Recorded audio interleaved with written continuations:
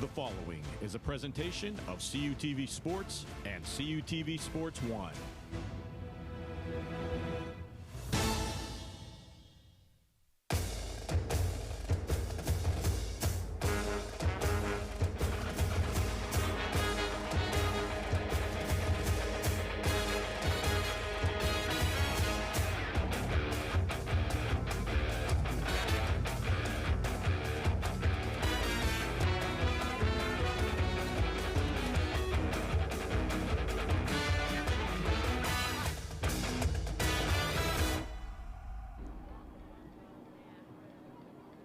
Hello and welcome into Connellsville High School for tonight's CUTV game, high school game of the week between the Franklin Regional Panthers and the homestanding Connellsville Falcons. I am Dylan Godet, and joined alongside me is Stephen Ruffing, and we have a big 5A matchup here today, Stephen. Yeah, it's going to be a good one. It's always exciting when you get two teams in the same conference battling each other out on a Friday night, a beautiful Friday night like tonight. This is a battle of two bigger schools here. First 5A matchup here for CUTV. I believe it's the only 5A matchup for CUTV this season. Let's jump right into Franklin Regional's game last week. They took on the Armstrong team there, and they actually won on a last-second chance there. Yeah, Franklin Regional came out of that game 26-23 off a Dominic DeFalco kick to end that game. A tight one. They come out with a tight win, and after a dramatic win like that, it's tough going into the next week and playing to your full potential.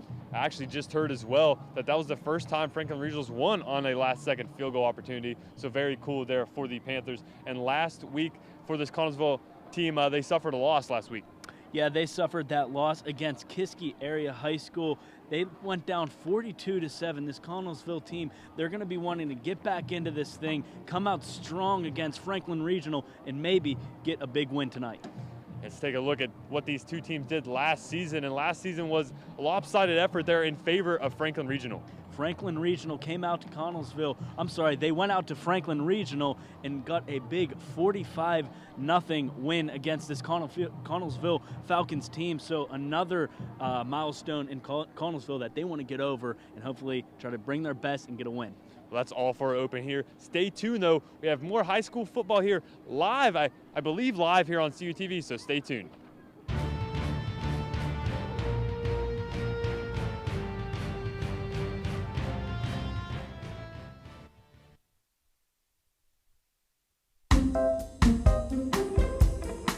Dylan, what's wrong, man?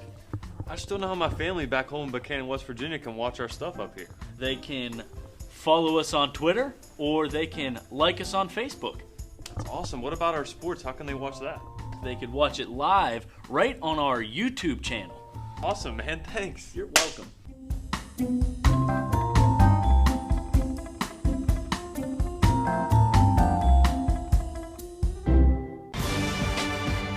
For the first time in 31 years, live high school football all season long on CUTV Sports 1.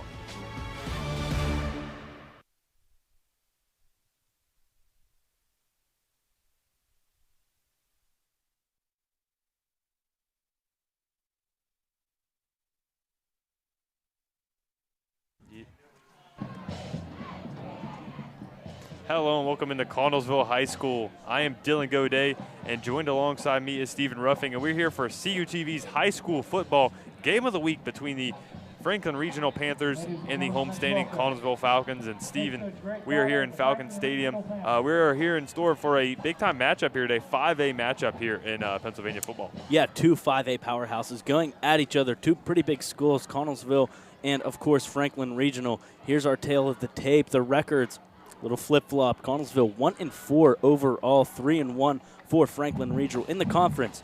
Connellsville is 0-4, Franklin Regional 3-1, just like their overall record. That home record, 0-3 for Connellsville. They might want to try to change that up again, or change that up for tonight. The home record for Franklin Regional is 2-0, 1-1 for both away records. So we'll see how Franklin Regional can come into Connellsville and play. And that points for and points against there for Franklin Regional for a team that's 3-1. And averages more points against than points for. That's very interesting there. Tight games with only 16 and 19 points apiece there. Yeah, it's going to be a low-scoring game. It could either be a low-scoring game or a high-scoring game. It's tough to tell between these two teams. Connellsville, as you see, they're taking the field in those sharp black and blue jerseys. But, Dylan, I mean, this game can go either way. It could be high-scoring or low-scoring. That could be either or, but as you can see, the Connellsville Falcons running out onto the field. They're in store for a tough matchup here today, though. The linebacker here for Franklin Regional, actually going to have a graphic for him in this game, keeping track of his tackles. That is Bryce Lauer. He is leading the WPIAL now with 81 tackles already. Yes, correct. 4 games in, he is at 81 tackles. And Steve, let's take a look at the weather here. Yeah, nice, comfortable, 62 degrees. 5% chance for rain. I like our chances there. I like our odds, but that might be going up later tonight. Maybe up to 5 miles per hour wind, but it's looking like it's going to be a pretty decent night. But those clouds coming in, they're not looking too good, Dylan. Yeah, and here's a look at the smoke out there in the field. It's got some blue smoke, you know. That's pretty cool. Never seen that quite before there. But again, back to Bryce Lauer. I think that's the guy we're going to have to watch out for. This Connellsville team has to be prepared there. He's the guy, as you can see, he's one of the captains out there for Franklin Regional, number 71 there in Lauer.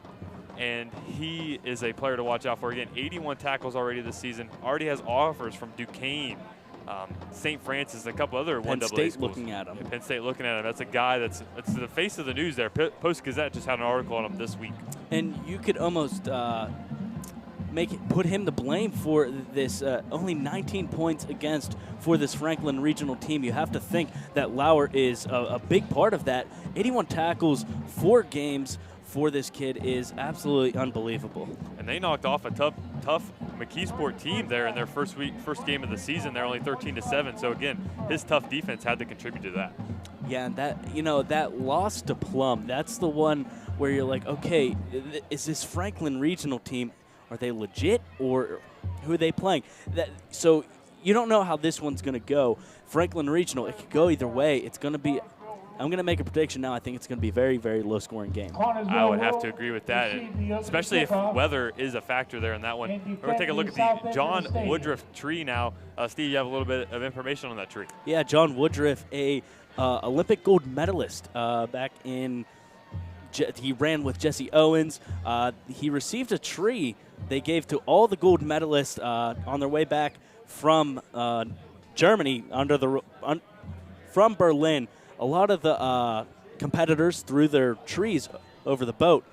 John Woodruff didn't, and he planted it in that exact spot, and that's where that tree is from. Very, very cool piece of history in Connellsville, PA. And he's kind of outshined there by Jesse Owens, but in this area, that's a guy that means a lot to this community there in John Woodruff. Not too often you go to a place that Olympic gold medalist is from.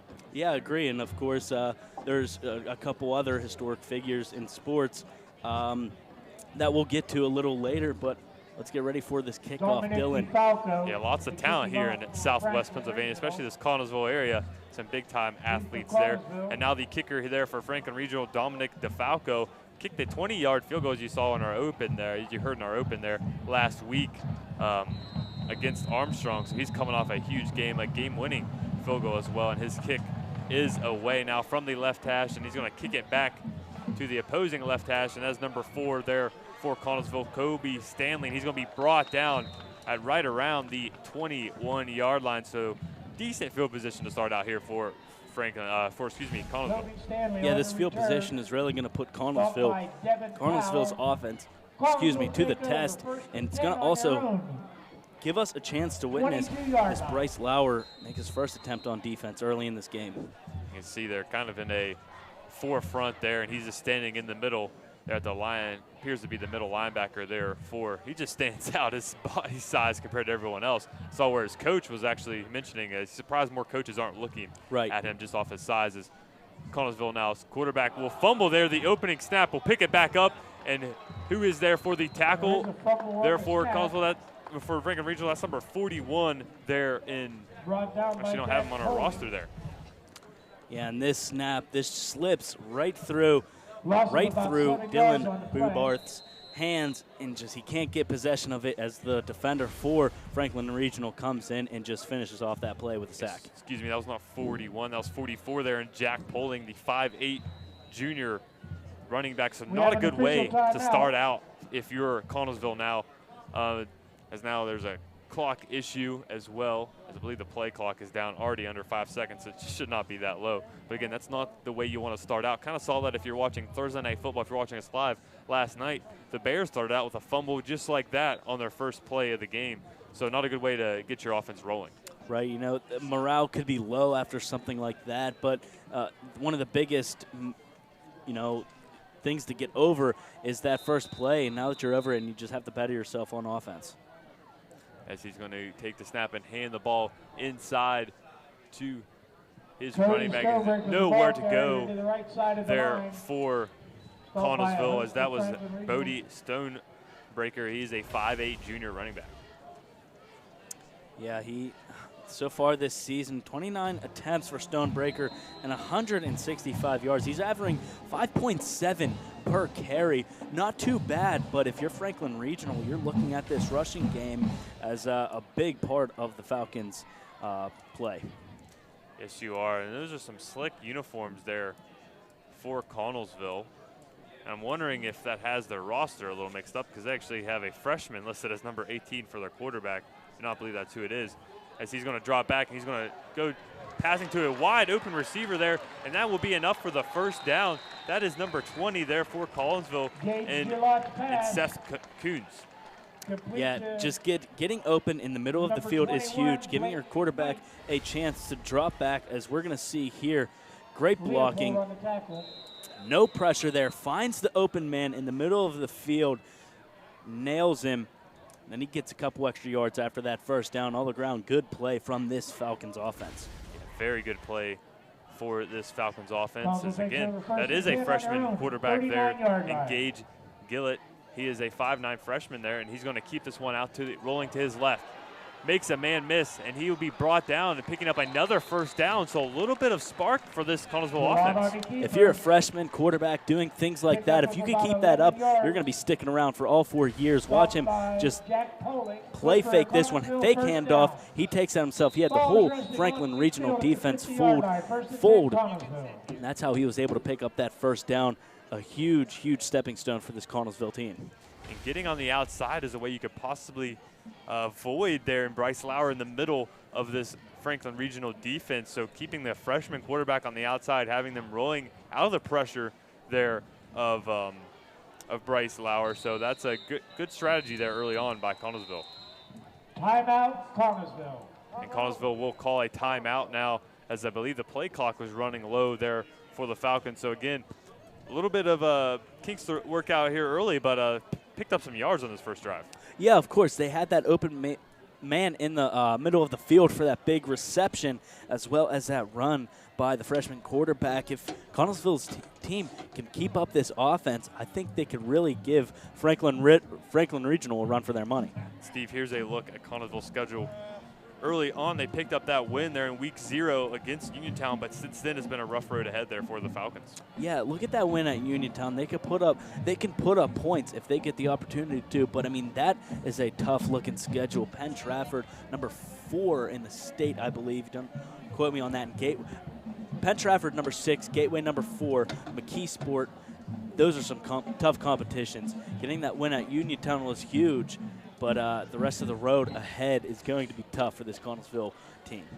It's going to be tough. And looking at the stats there for Connellsville, Gage Gillett is actually only completed thrown 5 passes this year. There's 3 guys listed ahead of them in terms of passing yards this season. So that's the youngster getting a shot here against this Franklin Regional team as he hands the ball off to the inside.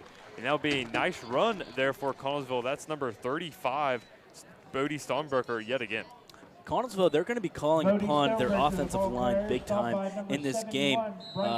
Making those holes, creating those opportunities gives these running backs a chance to possibly get past Lauer, and Lauer actually made the tackle on that play. But if you're a running back and you could find those holes and hopefully get past that big linebacker, I mean, you have a chance to cruise in this game. Yeah. Aside from that first play of the game, again, as this play clock is running low for Gillett, as he sends his man in motion, they picked up some yards, and that's a option pitch, and it'll be brought down immediately there by Franklin Regional's number 46 there for the Panthers. Excuse me, getting the numbers mixed up yet again. That's number 16 Sorry about that. That is Joshua Mayer. Yeah, and watch, they had to rush this play, and the option unfortunately didn't work for the Falcons team there, but they had to rush that play yet again. They didn't want to waste another timeout, so they had to rush that one, get the play going, and unfortunately that option didn't work out the way they wanted it to. And that option pitch is tough. That's something I had to do in high school. I could not imagine trying to run that as a freshman. That's a tough skill to learn, to pitch that ball out. As he's going to drop back to pass as Gillett. He's going to throw a beautiful pass down the sideline, and a beautiful pass breakup there for Franklin Regional. Yeah, that one was by number 18, Devin Powell, just at the last second. Hopefully we have a replay there, a nice replay for you, because Powell got his hand in there at the last second, just as that ball was about to drop right in the receiver's chest, right there. Look, he gets that hand up, deflects that ball out. That is just stone cold defense right there. And what a throw by the freshman quarterback as well. That was very impressive, rolling out to his left and able to put that ball right where it needed to be. Just a beautiful play there by Franklin Regional. As now this punt is going to go away, and I believe that was Gillett as well there punting for Connellsville, and that ball will be downed at right around the 16-yard line. So Franklin Regional offense now gets a chance to prove what they have here in this one. Yeah, we'll see what they can do. But that Connellsville, that drive, that gives them a little bit of hope. They got down the field. This freshman quarterback really leading this team, even as a young player. And now we're going to take a look at Franklin Regional's schedule, and that started off with a open there in week 0, but they knocked off a tough McKeesport team there September 1st there with a bit of an upset, 13-7 over McKeesport. Yeah, this McKeesport team, they're always up and down. You never know what they can give you, but Kiski Prep, a loss against Plum, and then that win against Armstrong. Coming off an emotional win like that, getting a last-second field goal, it's tough to come back like that and play 100%. That it is now, as Rodzinski, the quarterback here for Franklin Regional, finds his way to the outside of the ball. He's at the 40, 45, 50, and he's taken out of bounds right at the 50-yard line. That was, actually Nathan Leopold, the wide receiver here for Franklin Regional. Yeah, and he just took a wildcat formation like that. It's unbelievable that Connellsville didn't pick that up, but getting his way out to the sideline and making his way past his Connellsville defenders, that's exactly what you want to do on the first play of the drive. And it appears they're going to stick with that formation. A bit surprising as their quarterback Rodzinski is 8th in the WPIAL in passing, as they're going to stick with this wildcat formation. He's going to fumble the snap. There is Leopold there, and Nathan Leopold there. Couldn't get a hold of that one. Yeah, and, Dylan, I said this, I believe, twice already. It's going to be a defensive shootout. This is going to be a pretty low-scoring game. This Franklin Regional team, if they keep doing things like that, this Connellsville defense might swallow them up. Yes, they will. And Leopold there, see if he sticks back at the quarterback position. He leads the team in receiving with 8 receptions, 157 yards this season. Second on the team in rushing as well, as they're going to stick with him back there at the quarterback position. He's going to drop back to pass now. Pass now is Leopold, and he's going to keep this one. He's going to pick up around 10 yards there on that one and make it a more manageable 3rd down and short here. Connellsville defense on that one, they had a defensive back come in and go after Leopold and leaving his man wide open. Leopold had a chance to throw that ball, but he was just going to go for the glory on that one and run himself. Picked up a few yards, bringing up a big 3rd down play. It will be a big 3rd down play, but maybe the reason he couldn't spot that there is because, again, he is a wide receiver there at the quarterback position now. Maybe still learning the attributes you need to use there at the quarterback position, but this is going to set up a 3rd down and short now. Leopold in the shotgun formation, trips to the near side of the field. He's going to fake the handoff, and it's going to drop on the ground as he will manage to pick that one right back up at the 45-yard line, but there's some miscommunication in this Franklin Regional backfield. Yeah, both teams, they have a couple things to work out, working out those kinks, and right there you saw a flaw in Franklin Regional's offense. About communication, it's about executing on plays like that. Right there, just a miscommunication, mishandling of the ball, and just like that, Connellsville ends this drive for Franklin Regional.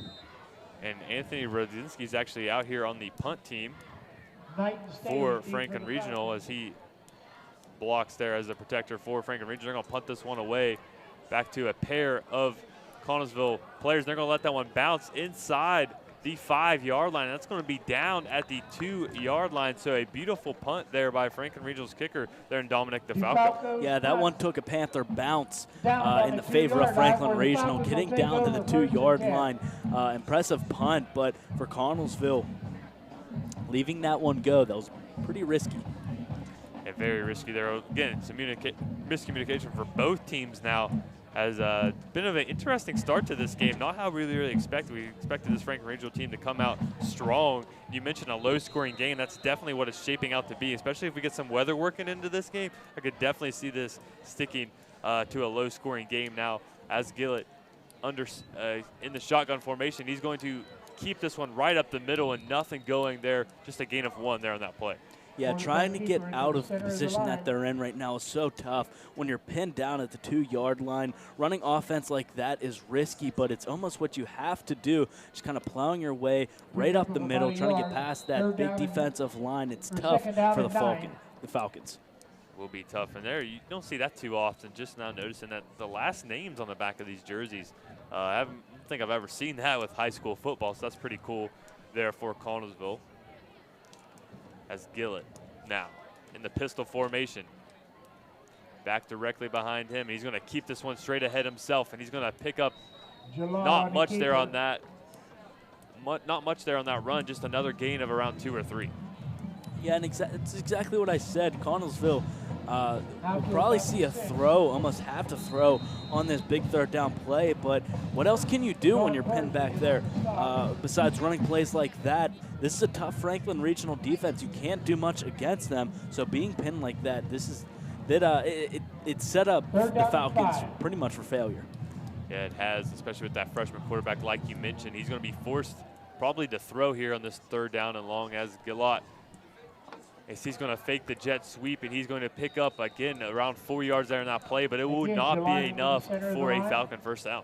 And you can't really blame them for running those plays that they did. It's only a limited things that you could do running that fake jet sweep. You almost had them. He faked that. He played that well. Running up that middle created a nice hole, but just not enough to get that 1st down. I believe as Gillott's going to drop back to punt there. That's really designed to get the interior linebackers there for Franklin Regional flowing out to the outside and trying to hit them right behind where they're flowing with the quarterback there up the middle. As Gillott's now going to punt this one away, and it's going to be a short one as receiver there for Franklin Regional calls a fair catch at right around the 42-yard line. A late flag here. That's the first flag in that game. I believe I saw a hit there right around the 40-yard line. Yeah, I saw exactly what you saw. This one I think is going to be on the Falcons, but we'll wait and see what exactly the ref has to say. But I saw that late hit just like you saw. It really wasn't near the play there. It was kind of after the fact that he caught the fair catch. So a bonehead play for either team, whoever gets called here on this penalty. And to me, it's surprising that the refs even took that long to discuss what exactly happened, because it looked like it was pretty cut and dry what we saw. It's going to be holding. I guess he drug him down. Wow. Franklin Regional. Maybe we saw a hit, but maybe it was just him pulling him down there with the hold. So that's going to set Franklin Regional back. Had great field position. Now they're going to be backed up in Franklin Regional territory. Yeah, and we're taking a look, and there you see the arm coming around the Connellsville player. A really good call. I think that's what we saw, the end play there.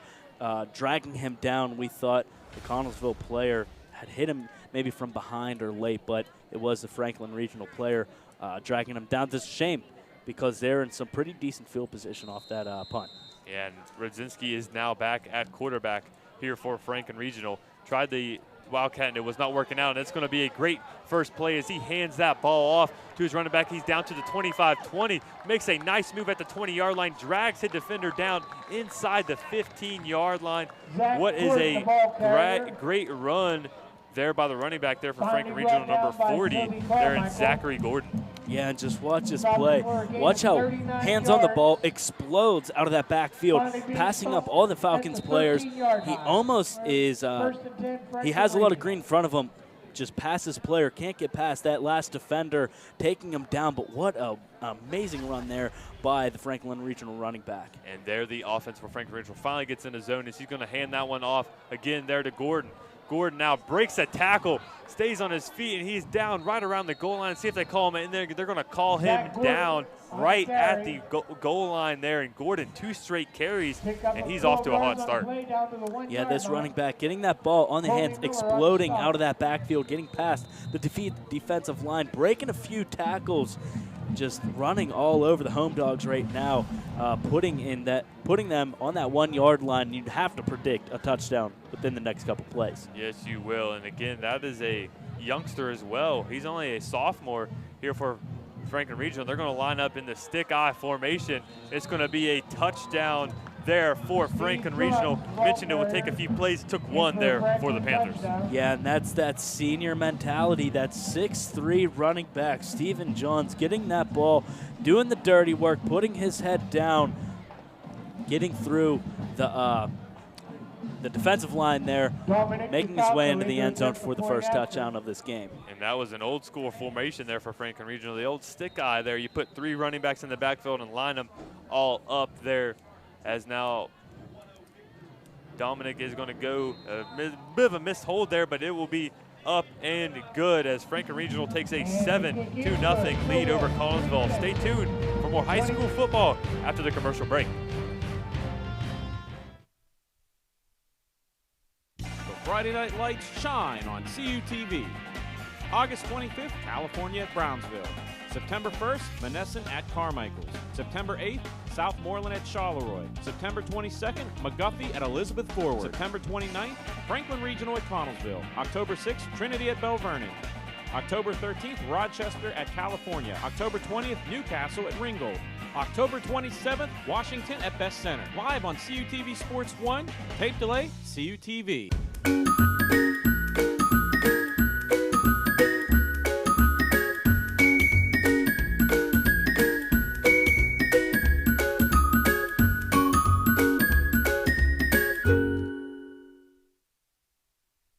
And welcome back to Connellsville High School as Franklin Regional is taking a 7-0 lead early on in this one, as it's a high kick here by Franklin Regional. It'll be fielded at the 25-yard line. He's going to be brought down right at the 30-yard line. A nice return there for Connellsville, but Steven, we're going to take a look at that touchdown there by Gordon, and it was a beautiful, actually not by Gordon, but Gordon set it up there for Franklin Regional. Right, and the touchdown was good within itself, but it's that play, the 2 plays that went up to it, those 2 big runs from Franklin Regional, setting them up in that pristine field position to get that touchdown. All around great running game early on in this first quarter for Franklin Regional. As Galat now rolls out to his right. We'll look downfield, and it'll be broken up there on that play. Could not tell who it was, but what a pass breakup there by Franklin Regional. Yeah, and that's that defense stepping up, almost picked off. Connellsville rushing that play, rushing out wide, scrambling, throwing off the back foot, trying to thread the needle to find his receiver, but unfortunately he had 2 Franklin Regional defenders to get through. Yeah, that was a tough window he was trying to force it into. 2 guys there for the Panthers were right in great position to make a play on that ball, as that's going to set up a 2nd down and 10 now in the pistol formation is Galat. And he's going to pitch it out to his wide receiver there that came in motion. That was number 4 there for Connellsville, Kobe Stanley. He's been returning the kicks there for the Falcons, as he had nowhere to run there on that one. Yeah, Franklin Regional stepping up big time on defense. Jack Pauling finishing off the tackle, as we saw the pass 2 plays before that. But Pauling coming in with a huge stop, stopping this Connellsville defense, setting up for a 3rd down. Actually, my number, I've been unable to see all these numbers. That was actually the blue and black is tough. Yeah, blue and black is tough. I had no excuse there for Franklin Regional.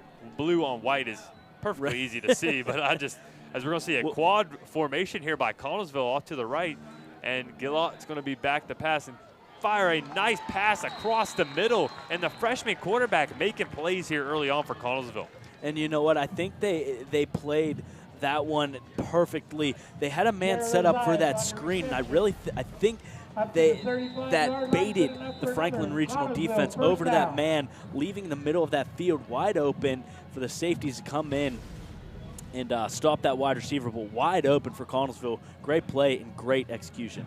great execution there, especially when you come out in a quad wide receiver formation. That's got to be distracting there to a defense. You got to be worried about whose man is who, and now they're going to jump right back into it. Is Connellsville. See what they do this time, faking that screen yet again, actually throwing it out there, but it will be over the head of his intended target. There is a flag here right at the line of scrimmage, maybe holding here against Connellsville. Let's see what the official call is.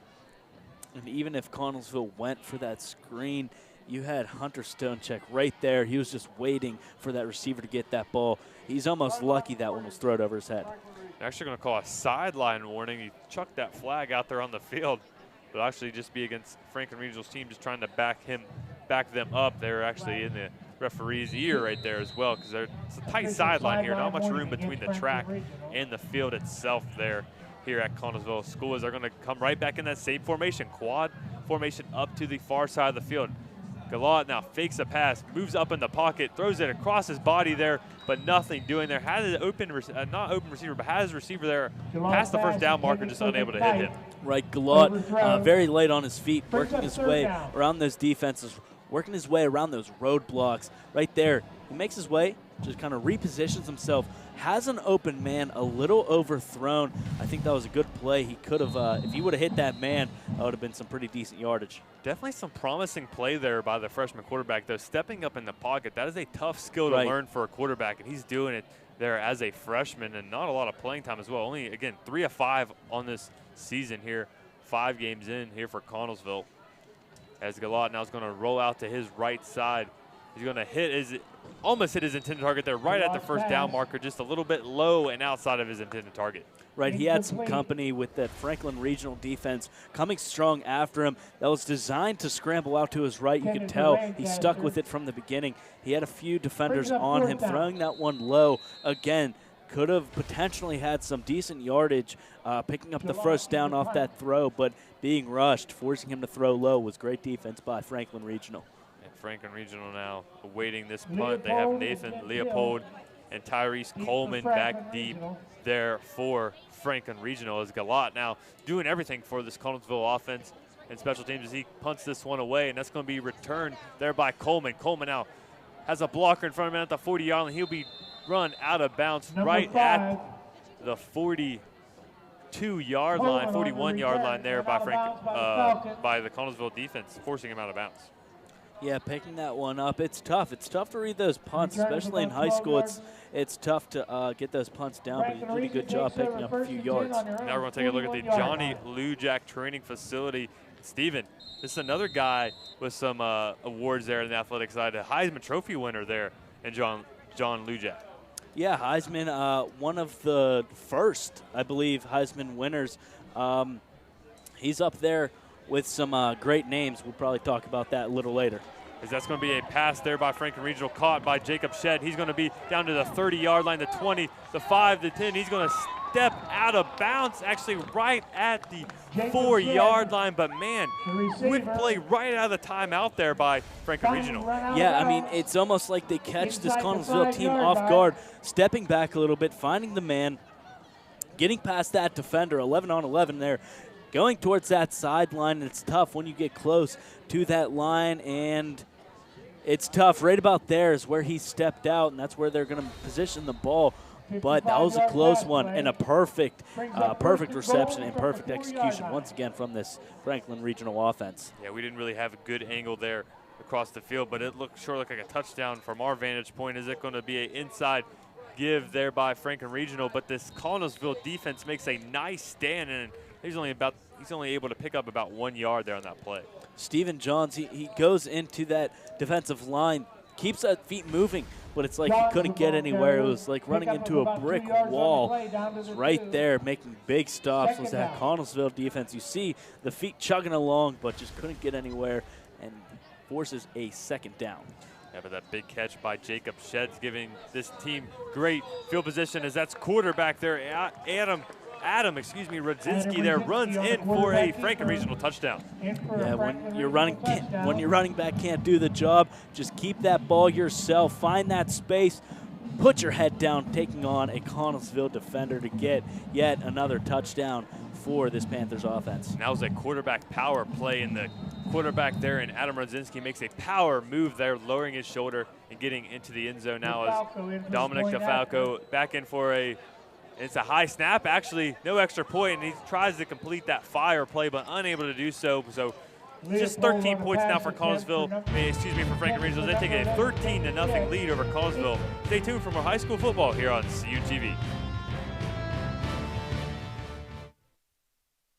CUTV News Center is California University of Pennsylvania's award-winning student television newscast. Your source for live, local, late-breaking news. Forecasts from the CalU Weather Center. The region's latest entertainment news.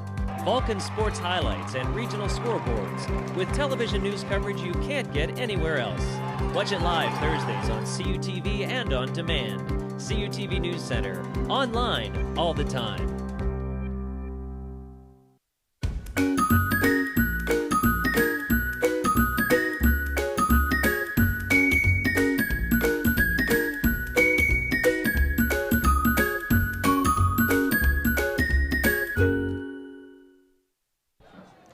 Hello and welcome back here to Connellsville High School as Franklin Regional is now taking a 13-0 lead. Steven, they've had some quick plays here right early in the play clock, able to catch this Connellsville defense off guard. Yeah, and that's all it was. They caught him off guard with that first play, and just like that, they're on the board once again. And it's going to be booted off to around the 10-yard line, and that is fielded there by Connellsville, and he will be brought down by a host of Franklin Regional defenders there right at the 18-yard line. Steve, we're going to take a look first at this beautiful catch. There's Stephen Jones there, steps out of bounds right at the 4-yard line. Yeah, and when you say stepped out, I mean, from the camera point, it didn't look that way, but Adam Rodzinski finishing that play off with another touchdown. This Franklin Regional team, it seems like they're heating up. It seems like they're getting those gears working. We'll see what they can do here on defense. And that's definitely going to pressure this freshman quarterback here for Connellsville again. Gage Elliott, I believe this may be his first start there at the quarterback position, and as he hands that one off, and he's going to be brought down as the Connellsville running back for a loss of 2 yards as his helmet pops off there, and Lucas White, the running back there for Connellsville. Yeah, and unfortunately Connellsville couldn't pick much up on that one. Going into a 2nd and 18, it says on the board. Might have to check that one. Definitely only about a 2nd and 11 or 12 there for Connellsville. Is now going to be a timeout, and that's going to actually be the end of the first quarter here as Franklin Regional again has a 13-0 lead over Connellsville. Steve, let's take a look at what we have here. Actually, we're going to go to commercial break as Franklin Regional has a 13-0 lead over Connellsville. Stay tuned after the commercial break for the second quarter action here on CUTV. Save preset 1 for CalU's best music. More music in the car, more music in the door, more music everywhere. This is 91.9 WCAL Power 92. The home of the Vulcan Nation, playing CalU's best music. 91.9 WCAL. WCAL Power 92.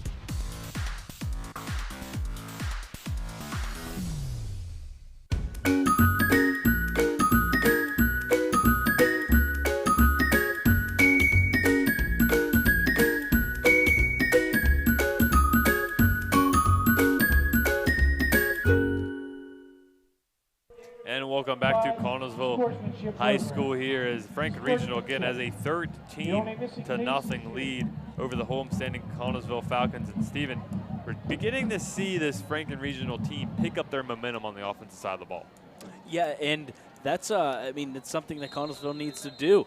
They need really to get on this board. They need that one big breakout play to get this ball rolling.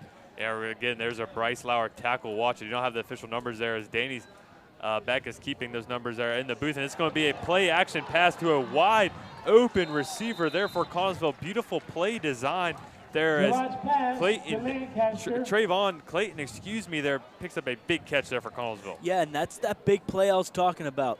That one almost went a little haywire, picking up the receiver. Clayton getting the ball, rushing with it, being taken down, but that's the play that gets the gears going.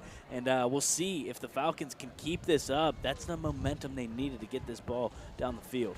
Be interesting if we do have that stat. I haven't seen Lauer make too many plays here in this one, as Connellsville again gets this one off to the outside away from Lauer and picks up another big chunk of yards there right around the first down marker. And that's a huge part of this Connellsville offense, working their way past that middle linebacker Lauer, faking that middle run.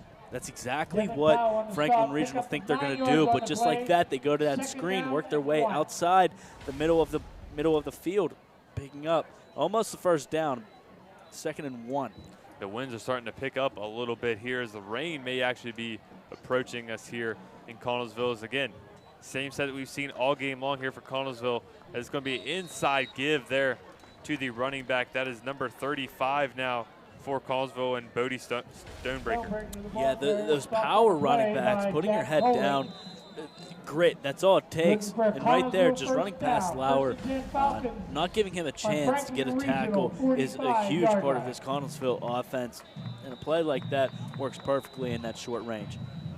Yeah, nice play there in the short range for Connellsville. It's going to be a timeout. Timeout here by Connellsville, I believe, who called that timeout, as it's going to be now their second timeout here in this one. But, Steven, this Connellsville offense, you think that they're starting to get something going now in Franklin Regional territory. What are you going to do if you're Franklin Regional's, Connellsville coach to try to get them on the board here? Keep working around in the middle of that field. As you see our high school roundup, you'll see the highlights of this game, standings, top plays, predictions, and more from us Tuesday through Friday. But what you want to do against this Franklin Regional team is work around that middle of the field where Lauer is, not giving him any chances to pick up those tackles. 81 in 4 games. I know for a fact that Connellsville is taking notes of that, and that's up to your offensive coordinators to find plays to work around that middle of the field, work around that middle linebacker. Yeah, working around that middle linebacker in Lauer. There is now the ball on the Franklin Regional 45-yard line here, as they're going to go in a 4 wide receiver set pistol formation here by Connellsville. It's going to be an inside give there for the Falcons, and Gillett now trying to find a rhythm, but only be able to pick up 2 yards there on the ground. Oh, excuse me, that's going to be about a 3 or 4 yard gain there for the Falcons. Yeah, it's the yards after contact is what you really need to pay attention to, and we'll see how this one went. Putting your head down, getting past those first few people, and that was going to be Lauer that finishes off that tackle, and once you hit into that brick wall, you're not going very far. Yeah, that's Stonebreaker again. Running through a wall there, breaking through stone, you could say there. Hey, Stonebreaker. If you're going to try to get through a wall, you want Stonebreaker. Yeah, I would like to have Stonebreaker there as Gillett now pump faking and throwing a ball deep to his intended target. And there's lots of contact there, no flag thrown. Some frustration there by Connellsville, but a beautiful throw there by the freshman quarterback. Yeah, Dylan, if I was the man in stripes, I was throwing that flag. I was throwing it in the booth. I was going crazy up here. But, there was some contact there. That was a perfect throw, almost in the breadbasket. You see the holding of the arm right there, not giving the receiver a chance to get both hands on that ball. It's a catchable ball. So, give me that yellow flag. I'm throwing it from the booth. Yeah, we could definitely tell it from up here in the booth. And like you mentioned, again, only a freshman. I can guarantee you this is better than what I would have been if I was a freshman quarterback for sure there in Gillett. Is there going to be a false start, I believe, here by Connellsville? They try to get a little misdirection going, but I believe the rain is starting to pick up. I've seen some umbrellas popping up here on the home stands.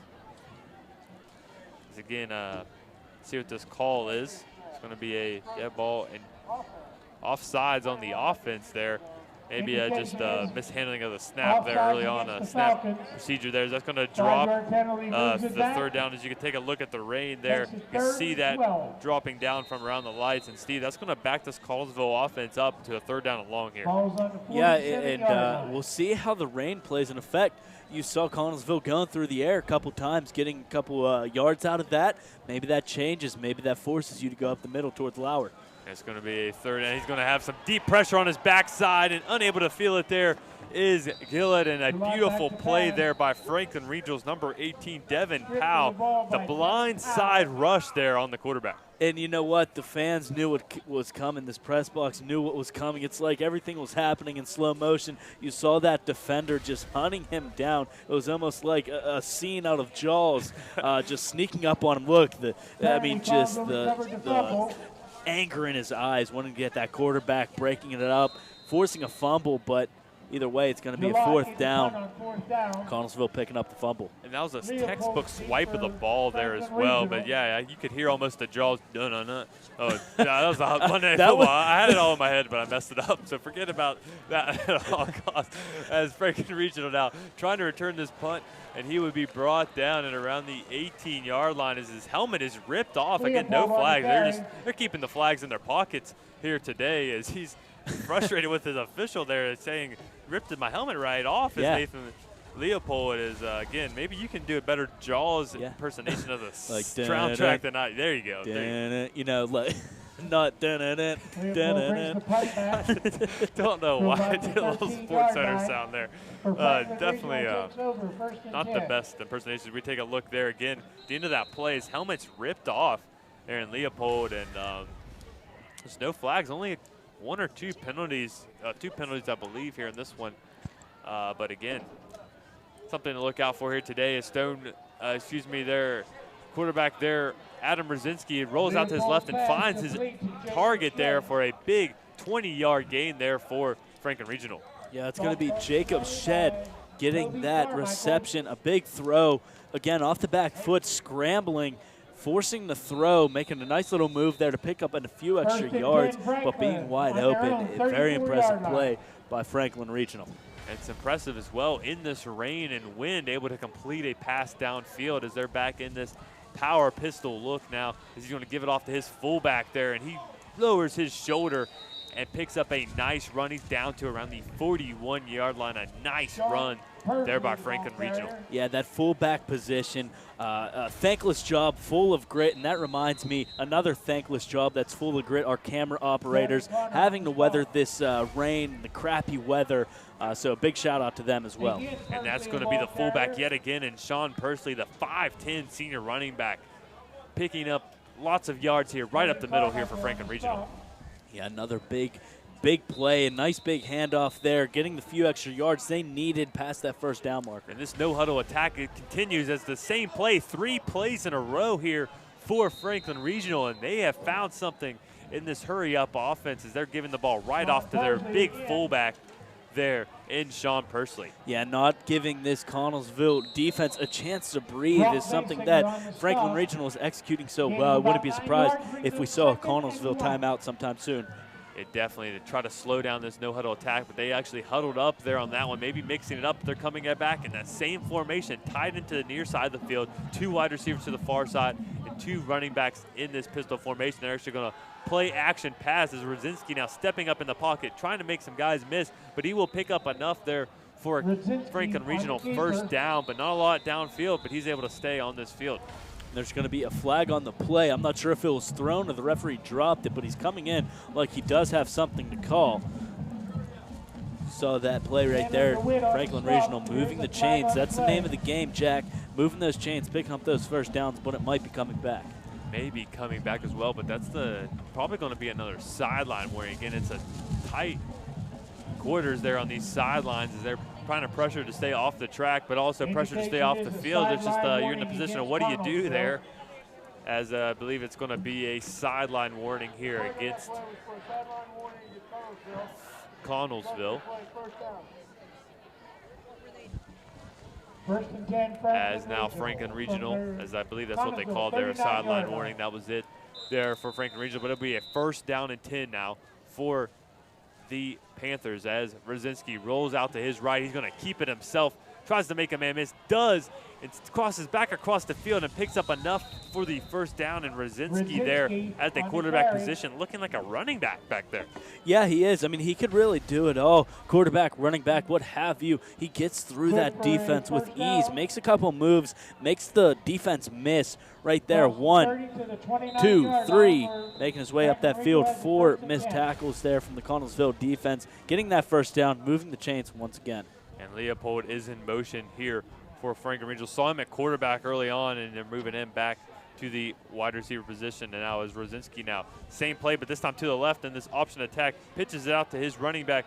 Nowhere to go there, so it would be just a gain of around 2 or 3. Connellsville defense did a great job of flowing to that option attack. Yeah, the sophomore Zachary Gordon trying to do whatever he can to get past his defense, but doesn't execute very well. Getting swallowed up in the backfield, trying to make something out of a nothing right there, dragging the Connellsville defender maybe 1 or 2 yards, not even. Kind of staying where they were, picking up a yard on that one. Just a yard there on that play as Rosinski now back in the power pistol formation. 6:20 left to go. He's going to hand this one off to the big running back there in Stephen Jones, as he's going to be brought down at right around the 20-yard line. So he picks up a nice run there, setting up a 3rd down and very short. Yeah, Stephen Johns, a 6'3" senior, 217 pounds, built like a wide receiver, positioned as a running back, and you could see why he is. He just plows through those defenses, using his height to his advantage, trying to pick up as many yards as he can. And a nice run there by Johns. The running back position is a 6'3" big boy there. He's a 6'3", 217 senior here for this Franklin Regional offense. But nothing compared to Jelani Stafford down in California, PA. A big boy there, big running back, making his mark in the WPIAL. And speaking of him, actually, he's looking today at the statistics here. He's actually 2nd in single A rushing yards. That's pretty impressive. There may be lightning or something here, or the play clock. They're actually turning the play clock on the left side of this field there, to your left side of the screen there, is turned off. So the quarterback, the officials will actually keep this play clock on their own. So the quarterback, that adds even a bigger hassle for this quarterback. That's happened to me a couple times here. They have still one on the opposite side of the field, but this is tough here. You drive, you try to look up at that play clock and know how much time you have left, but now you're going to have to keep a clock in your head. That makes it even tougher there on the quarterback. Yeah, and you know, if you have so many things going on as a quarterback position, and as you see there, it's off right now. Keeping track of that time is so hard for a quarterback just because you have so many things going on. And again, that's going to be a triple option attack done in a beautiful way there for Franklin Regional, as there's going to be a flag out. But the running back there, it's Stephen Johns gets into the end zone, but I believe this one is coming back. But that's going to take away from some beautiful craftiness by Adam Rodzinski there, triple option attack. Yeah, that triple option, something that you are very familiar with, but perfectly executing that one. It's unfortunate because this one might be coming back, and it looks like they are. Franklin Regional getting ready to get back in formation.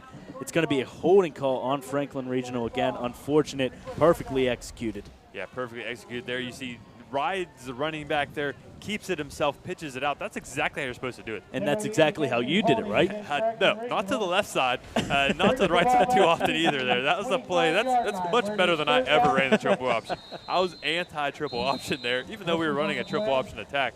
Now there's going to be a timeout here by Connellsville. Maybe they're going to talk about stopping that triple option attack because it is so hard. We've seen that actually almost every game here so far, so definitely interesting stopping that triple option attack. Right, and look at that rain coming down. I talked about grit. I talked about a thankless position. I kind of squeezed it in. The camera operators now, Devin, Dalton, and Matt, doing a fantastic job weathering this storm. And of course, there's our YouTube, which we are live on right now, CUTV Sports 1. That's where we put all of our games, anything you need to catch up on, like UF family in West Virginia, boom, they go on YouTube to get it. Me, out of CUTV's coverage, boom, YouTube. I get to have the opportunity for my family to watch it. Danny Beck out in Harrisburg, boom, YouTube.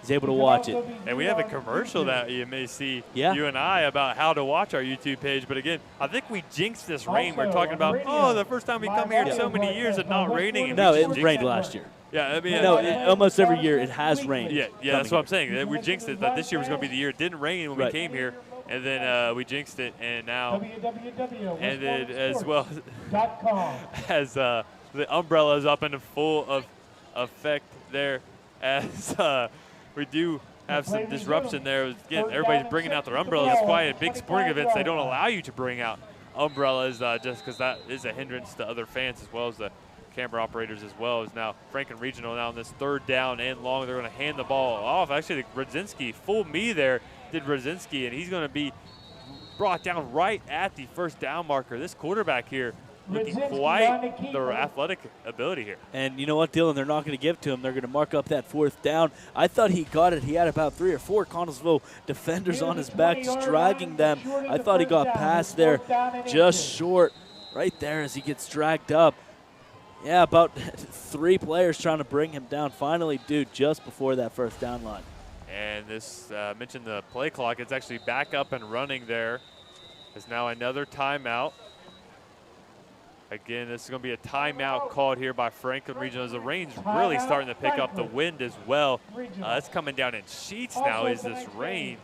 Definitely maybe just trying to make sure it passes over here. You want to get a break in the weather to call this timeout on 4th down and short, because what do? Do you send the kicker out there in this rain there? And Dominic DeFalco, he made a game-winning field goal last week. Right. But that'll be tough here in these conditions. Right, and you know, it is going to be tough in these conditions. A play like this early on, I don't think you go for that field goal. Let's take a time to look at our Twitter at CUTV_PA. I always like to say Facebook and Twitter are like middlemen in our broadcast to YouTube. This is where we put all of our links. We even sometimes will go live on Facebook, but Twitter, we're still working with things, maybe trying to go live on Periscope, but another way to get any of our content with those links, we put them on Twitter at CUTV_PA. Yeah, the technology has just opened up the book to the possibilities of things that we can do here at CUTV. We're learning them every day, a new way that we can. That's just something we talk about every day. Just a way we can improve our broadcast, what we can give to you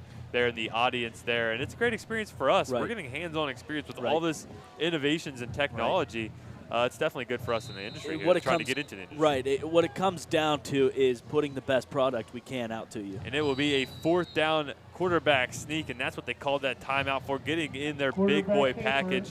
And it will be a 1st down here by Franklin Regional, bringing out the big boys in their goal line package and picking up that 1st down. Yeah, the big boy package right there, really getting that 1st down. That's exactly what they needed. They needed that grit to get past that big defensive line, and we'll see how Franklin Regional adapts to this rain. And that's a big 1st down. Now they can let more of this clock run, as the clock is now down into 4 minutes and 40 seconds around in there, and see what Adam Brzezinski can do. He's been flashy here on this drive, making plays all over the field at the quarterback position. See, he gives this ball off there to Gordon, and Gordon's going to pick up around 4 or 5 yards there. And you notice they're staying away from sending that ball in the air.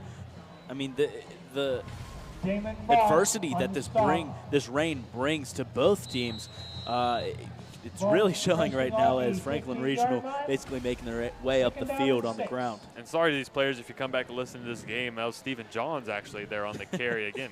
Some might need to get a new contact prescription as Radzinski there tries to hit his tight end there in Jacob's shed, but unable to do so. A big target there in shed. Radzinski was just unable to hit him there on that one. Yeah, finding your range. Finding your range after multiple run plays, it's tough. It's almost like starting from scratch. As you saw, he surprisingly overthrew him instead of that ball slipping out of his hands and underthrowing him.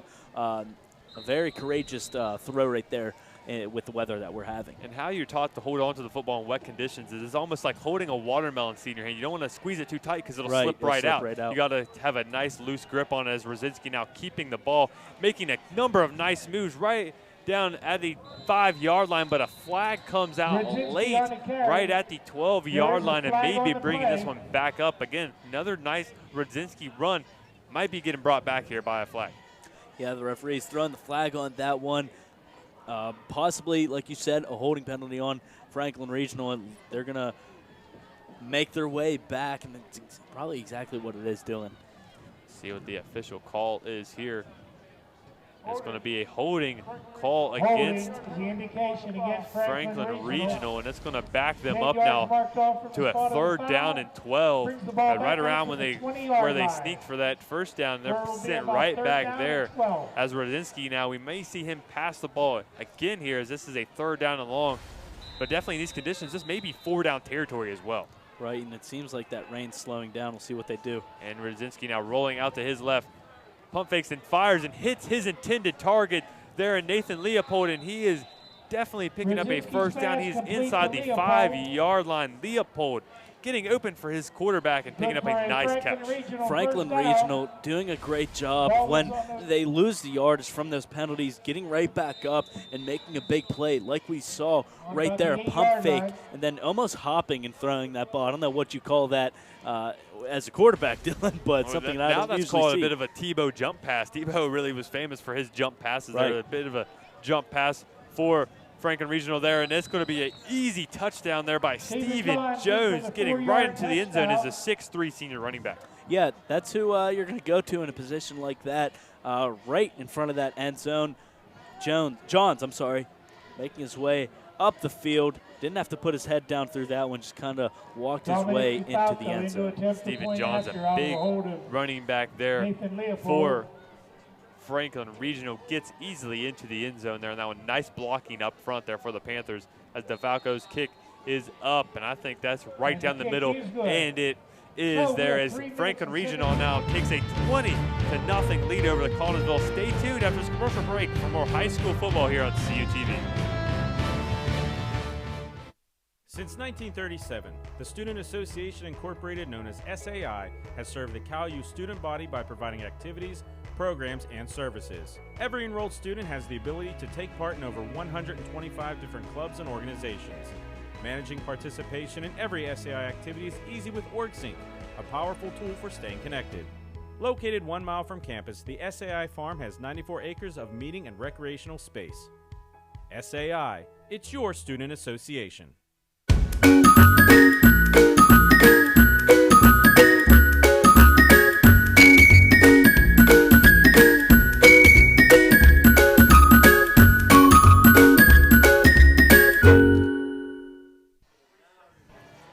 Take a look here at the cheerleaders there for Connellsville. Gary, actually, our producer there, has a connection there with the Connellsville parent of a Connellsville cheerleader there. And Stephen, we're going to get back to action here as Connellsville now awaits the kick here by Franklin Regional. That's a deep one right away. It's back down to the 5-yard line. A nice kick there by DeFalco. That will be returned out to around the 19-yard line in Connellsville. Not a lot of time left here. There's only 3:12 left to go here in this first half. What do you think this Connellsville team needs to do? Is we'll actually take a look here first at this nice touchdown run by Johns. Yeah, nice touchdown run by Johns, doing his job, getting those few yards that you need to get into the end zone. He's done that, I believe, all 3 touchdowns that they have. At least 2, I know that. But it's what you need. You need a utility guy like that for this Franklin Regional team. And that's what they got. Yeah, they did. And Galat now pitches it out to his running back here. And that would be a nice run there by Connellsville's running back. I believe that's Stonebreaker there. They go with the run option here. Again, now clock turning down inside of 3 minutes. Yeah, and trying to make your way up the field. You think maybe soon they'd go for that no huddle. Try to get this thing going, get this ball rolling. Second down and 2. Galat now, the pistol set. Is he going to hand the ball off? Actually going to keep it himself. And a run pass option there by Galat. He's going to pick up a first down. Galat, that is a college level play. That is something they don't normally teach in high school, but the freshman quarterback able to fake the run out to the outside and throw it as well. That's a new version of the triple option there. Right, and executed perfectly, kind of. That throw almost kind of like just lobbed it at him. No spiral and needed, but getting those that first down is huge. Galat now, as they start up this play clock, is set and ready to go, and he's looking out to his left. Trying to find a receiver, and does so, but it is off the hands of his intended target and out of bounds. Galat there tried to force that one in there. Maybe these wet conditions contributing to that receiver dropping that ball. Right, and Galat looking at his wide receiver. Look at that. he knew exactly who he wanted to throw to on that one. Franklin Regional, they could pick that up. They could see where his eyes are going. And you can see there the ball as well. Wasn't a perfect spiral as we've seen him throw all game long. Again, that wet conditions definitely have to play an impact on that, as again, this is a shotgun formation now, 4 wide receiver set. As Galat now stepping up in the pocket and delivers a beautiful ball there to his target there right off the break, and that curl route. Another nice pass there by Galat. Yeah, it was a nice pass and an even better reception by Jalen Rogers. Getting up, he's a tall kid, picking that one up a little high, but no problem. And we're seeing this hurry-up offense here by Connellsville as he pitches the ball out to his left side there. A nice throw again there by Galat. And that time it's a catch there by number 28 there in Lucas White. Yeah, Lucas White listed as a running back, getting his hands on that ball. A smart play, taking that ball, going out wide, and stepping out of bounds to stop that clock. And you know what? Connellsville making their way down this field in some pretty decent time. Yes, they are. And again, we've seen this a couple times, unable to finish these drives, and this will be a big momentum booster here heading into halftime as Galat now looks to his left side of the field, an open target, and he hits him right. Oh, actually, he drops it there to the receiver there, but Galat, another nice throw. It looked like a good catch from here, but at the last moment, that ball popped out. Yeah, and you heard the fans when they saw that ball drop out of the hands. A perfect pass. Hits the wide receivers in the hands, but that defender coming in, that's going to be number 24, Blaze O'Block, getting contact on that. I don't think it had anything really to do with the weather on that one. I think that's just great defense, picking the spot he wanted to hit. Yes, and he hit him right as he tried to make that catch. This is the most, he has so much concentration of getting that catch and wasn't expected to get hit and got hit and jarred that one loose. As Galat now has a pressure on his back, and he will be brought down for a sack there on the play. Franklin Regional's defense finally able to get to Galat before he's able to throw one out. There's certain moments when you really need a sack for your defense, and that is one of them. Stopping the momentum from this Falcons offense and getting that clock running and putting them in some tough field position. Yeah, it is going to back them up now with a 3rd down and 14 now for the homestanding Connellsville Falcons. As quarterback Galat now rolling out to his right, avoiding the rush and unable to do so there as he got clambered there by a number of Franklin Regional defenders, and there's just nothing going there for Connellsville. Right, as you see Lauer on your TV screen, excuse me, on your screen right there, and you know you got to give Connellsville credit for holding the defensive line as long as they did, but there was just no one open. The coverage was phenomenal, just not letting the Falcons get anyone open for a chance to throw that ball. Yeah, that was Lauer again. We're going to get you a tackle update of him after this halftime break as there's around 1 minute and 7 seconds left to go. But now this Franklin Regional team might try to go a little 2-minute offense themselves here. As Galat now, again, the freshman, you're asking a lot of a freshman now as he's quarterback and punting. So again, it's a timeout here. But Galat showing lots of young talent here. That's something, I know it's not the best season so far for Connellsville, but you're able to have a quarterback with the skill as a freshman as Galat. That's definitely promising for this team. The fact that there's so much room for improvement is a good thing for Galat. He's so good as a freshman right now. He really is, and having that 3 years to improve, to pick up some more skill, really find your game is so important, especially for this freshman. And I keep trying to find ways to critique him as a freshman here because he's only a freshman, but there's not many things to improve right now. Like you're saying, he's done so good. And so many different aspects of the quarterback position now as he catches a high punt, and that's going to be blocked right away as there it's a bit of a freshman mistake, had that fake punt and the high punt, and only able to get, I think that's a negative net yards there on that punt of just 2 yards. So a 2-yard punt there by Galat. Yeah, and Hunter Stonecheck, he was coming in fast because of that high snap, not giving them the chance to immediately punt that ball. Stonecheck coming in, and what happened was Galat was rushed, hit the side of his foot. When you hit that side of that foot, that thing will shank wide, and that's exactly what happened there. As now Franklin Regional's Rosinski, great field position to try to, and he threads the needle there to number 5 there for Franklin Regional and Coleman, and he avoids all tacklers and gets easily into the end zone. And what a run there by Tyrese Coleman.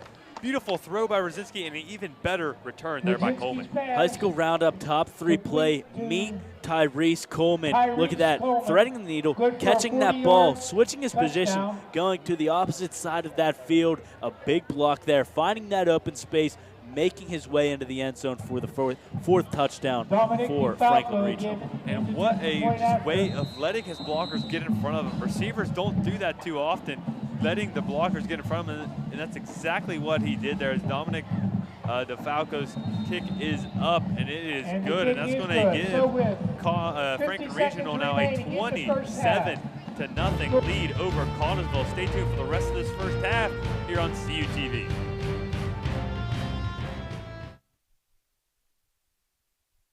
The longest student-produced show on CUTV.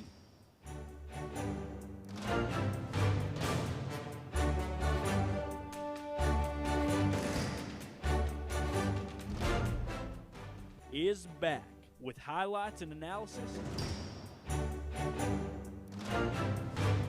scores and standings, and more. Every Tuesday, Wednesday, Thursday, and Friday.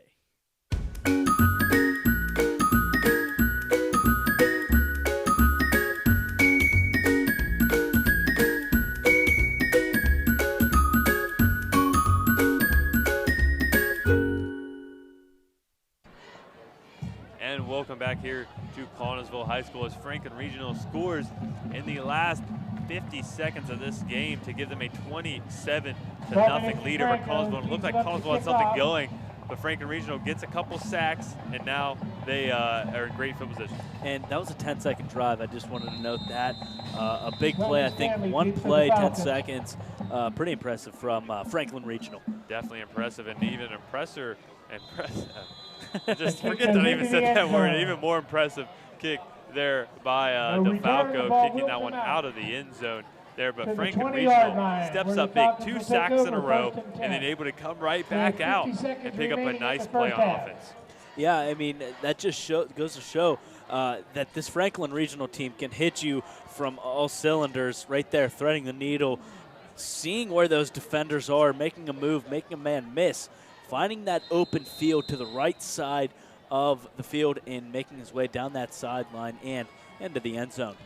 And Connellsville may just let this one go into halftime as they're going to run right up the middle there with their running back in there in Stonebreaker. And Stonebreaker, that's been a glimpse of hope as well there. Only a junior as him and Galad have been definitely making some big plays here in this one. They're going to stick with a no huddle as well, though. The clock inside 30 seconds now. As Galad now. Sidecar to his left and 4 wide receivers. He rolls out to his left, makes a couple guys miss, reverses field, steps up in the pocket, lobs one up, and it's going to be intercepted there by Franklin Regionals. I believe that's number 18 there for Franklin Regional. Devin Powell on the outside brings in a nice interception, and there is a freshman mistake. We're mentioning one maybe happening here, and that's exactly what we saw there. Freshman mistake by the quarterback. And it's tough to even say that. I mean, the coverage was beautiful. He had to get rid of that ball, somehow overthrowing him. He had a man, but just overthrowing him. You know, there's not much you could do. You had the defense rushing.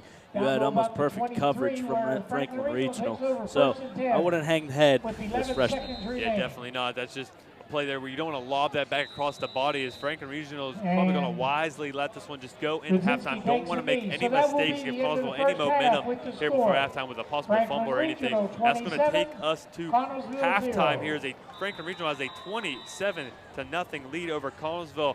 Stay tuned. After this commercial break, we're going to send it to the band coverage. I believe both bands are here tonight, so stay tuned for that here at halftime.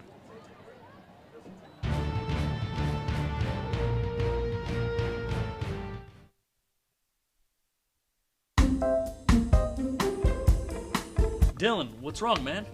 I just don't know how my family back home in Buchanan, West Virginia can watch our stuff up here. They can follow us on Twitter or they can like us on Facebook. That's awesome. What about our sports? How can they watch that? They could watch it live right on our YouTube channel. Awesome, man. Thanks. You're welcome.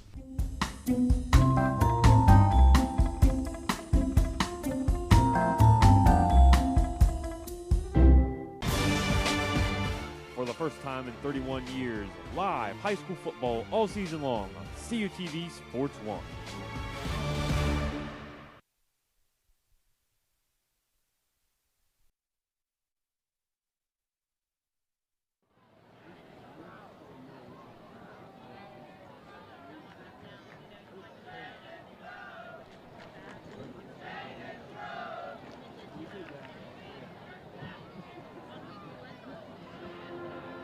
Good evening, Connellsville, and welcome to Homecoming 2017. My name is Angelina Brady, and I am the Vice President of Student Council. My name is Nico Munson, and I am the Public Relations Officer of Student Council. And we will be introducing this year's court. Miss Haley Mickey. Haley is the granddaughter of Diana Mickey of Connellsville. She is currently enrolled in the Protective Services Program at the Career and Technical Center, as well as a member of Skills USA and Vice President of SADD.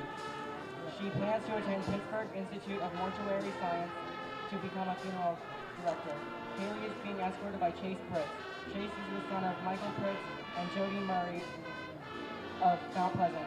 He is currently enrolled in the Protective Services Program at the Career and Technical Center. His future plans are to study accounting. Miss Autumn Ramsey. Autumn is the daughter of Tim and Angie Ramsey of White. She is currently enrolled in the cosmetology program at the Career and Technical Center, as well as a member of the trap team and Skills USA. She plans to become a certified cosmetology instructor upon receiving her cosmetology license. Autumn is being escorted by Jordan Cooley. Jordan is the son of Ken Cooley of Connellsville. He is currently enrolled in the Protective Services program at the Career and Technical Center, and he plans to attend Penn State next fall. Our 2017 CACC Homecoming Queen, Miss Chandler Frestes. Chandler is the daughter of Brian and Melissa Frestes of Globe, Arizona. She currently is studying cosmetology at the Career and Technical Center. She plans on getting her cosmetology license before graduation and then going to study to be a mortician. Chandler is being escorted by Jay Matthews. Jay is the son of Jay and Michelle Matthews of Connellsville. He is currently enrolled in the welding program at the Career and Technical Center and plans to attend WCCC next fall with plans to work on utility lines. And now our CAHS 2017 Homecoming Court. Miss Gracie Daly. Gracie is the daughter of Ed and Haley Daly of Dunbar. Her activities include National Honor Society, Spanish Honor Society, Student Council, Marching Band, Senior Class Secretary, Ski Club, History Club, and Prom Committee. She plans to attend college and study to be a nurse anesthetist. Gracie is being escorted by Brody Bonadillo. Brody is the son of Joe and Stacy Bonadillo of Connellsville. His activities include National Honor Society, and he is a 3-year varsity baseball letterman. He plans to attend college for business and play baseball. Miss Brooke Kessler. Brooke is the daughter of Chris and Michelle Kessler of Connellsville. Her activities include National Honor Society, Student Council, Prom Committee, Good Neighbors Club, varsity cheerleader. She plans to attend college for nursing. Brooke is being escorted by Seth Munson. Seth is the son of Jamie and Jonathan Mullery of Connellsville. His activities include National Honor Society, 4-year varsity basketball letterman, and captain of the basketball team. He plans to attend Fairmont State University on a full athletic scholarship and major in pre-med.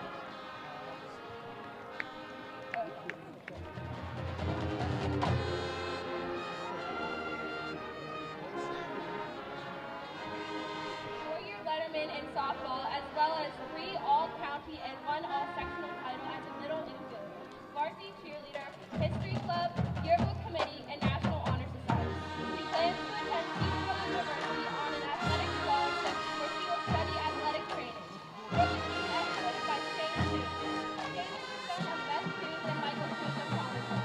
His activities include wrestling, track, National Honor Society, Spanish Honor Society, history club, Spanish club, senior class president, Penn State 4.0 club, and Good Neighbors club. He plans to attend Penn State Maine for chemical engineering. Miss Jordan Russell. Jordan is the daughter of Terry Russell and Sarah Russell of Dunbar. Her activities include Chamber Ensemble, National Honor Society, Spanish Honor Society, Student Council Treasurer, Varsity Golf, Student Forum, History Club, Peer Mentoring, Good Neighbors Club, and performing in musicals. She plans to attend college to become a neonatal nurse practitioner. Jordan is being escorted by Kyle Ridley. Kyle is the son of Bob and Tressa Ridley of Dunbar. His activities include varsity baseball and basketball. He plans to study athletic training and play baseball in college. Miss Caitlin Smith. Caitlin is the daughter of Brett and Mary Ann Smith of Connellsville. Her activities include cheerleading, musical theater, National Honor Society, student council, peer mentor, prom committee, and adopt a grandparent. She plans to attend college to be a physician's assistant with a focus in dermatology. Caitlin is being escorted by Duncan Hartz. Duncan is the son of David and Dawn Hartz of Connellsville. His activities include being a member of a band called Jen and organizing events within the community such as benefits and festivals. He plans to attend Cal U for music technology. Miss Annie Trader. Annie is the daughter of Calvin and Debbie Trader of Connellsville. Her activities include president of student council, president of student forum, senior peer mentor, varsity golf, CAHS musical student director, and concert choir. She plans to attend a four-year college or university after graduation. Annie is being escorted by Johnny Crescetti. Johnny is the son of John and Karen Crescetti of Connellsville. His activities include president of Chamber Ensemble, president of Henry Molinaro Memorial Fund, president of musical for which he played Cogsworth in this past year's production of Beauty and the Beast, National Honor Society, History Club, PMEA, Good Neighbors Club, and Student Council. He plans to attend either the University of Pittsburgh or St. Vincent and major in business, administration, and music. Miss Kayla Vincent. Kayla is the daughter of Damon and Kathy Vincent of Dunbar. Her activities include Secretary of Student Council, member of National Honor Society, Chamber Ensemble, Good Neighbors Club, Prom Committee, History Club, and manager of the wrestling team. She plans to attend college for aerospace engineering. Kayla is being escorted by Dalton Ferris. Dalton is the son of Matt and Heather Ferris of Dunbar. His activities include four-year member of JROTC, and he is a member of the wrestling team. He plans to enlist in the Marine Corps September of next year. Now introducing our 2016 homecoming queen, Miss Hannah Claycomb. Hannah is the daughter of Jason and Gwen Claycomb of Connellsville. She is currently enrolled in the nursing program at West Virginia University. Hannah is being escorted by our high school principal, Mr. Nick Bosnick. Hannah and Mr. Bosnick will have the honor of crowning our new queen this evening.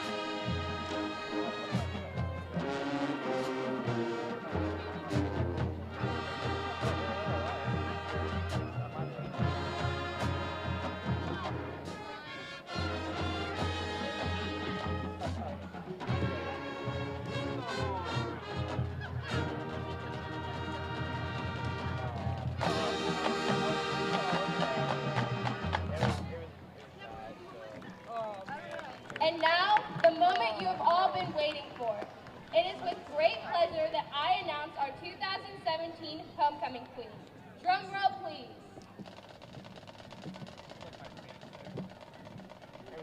Miss Annie Trader!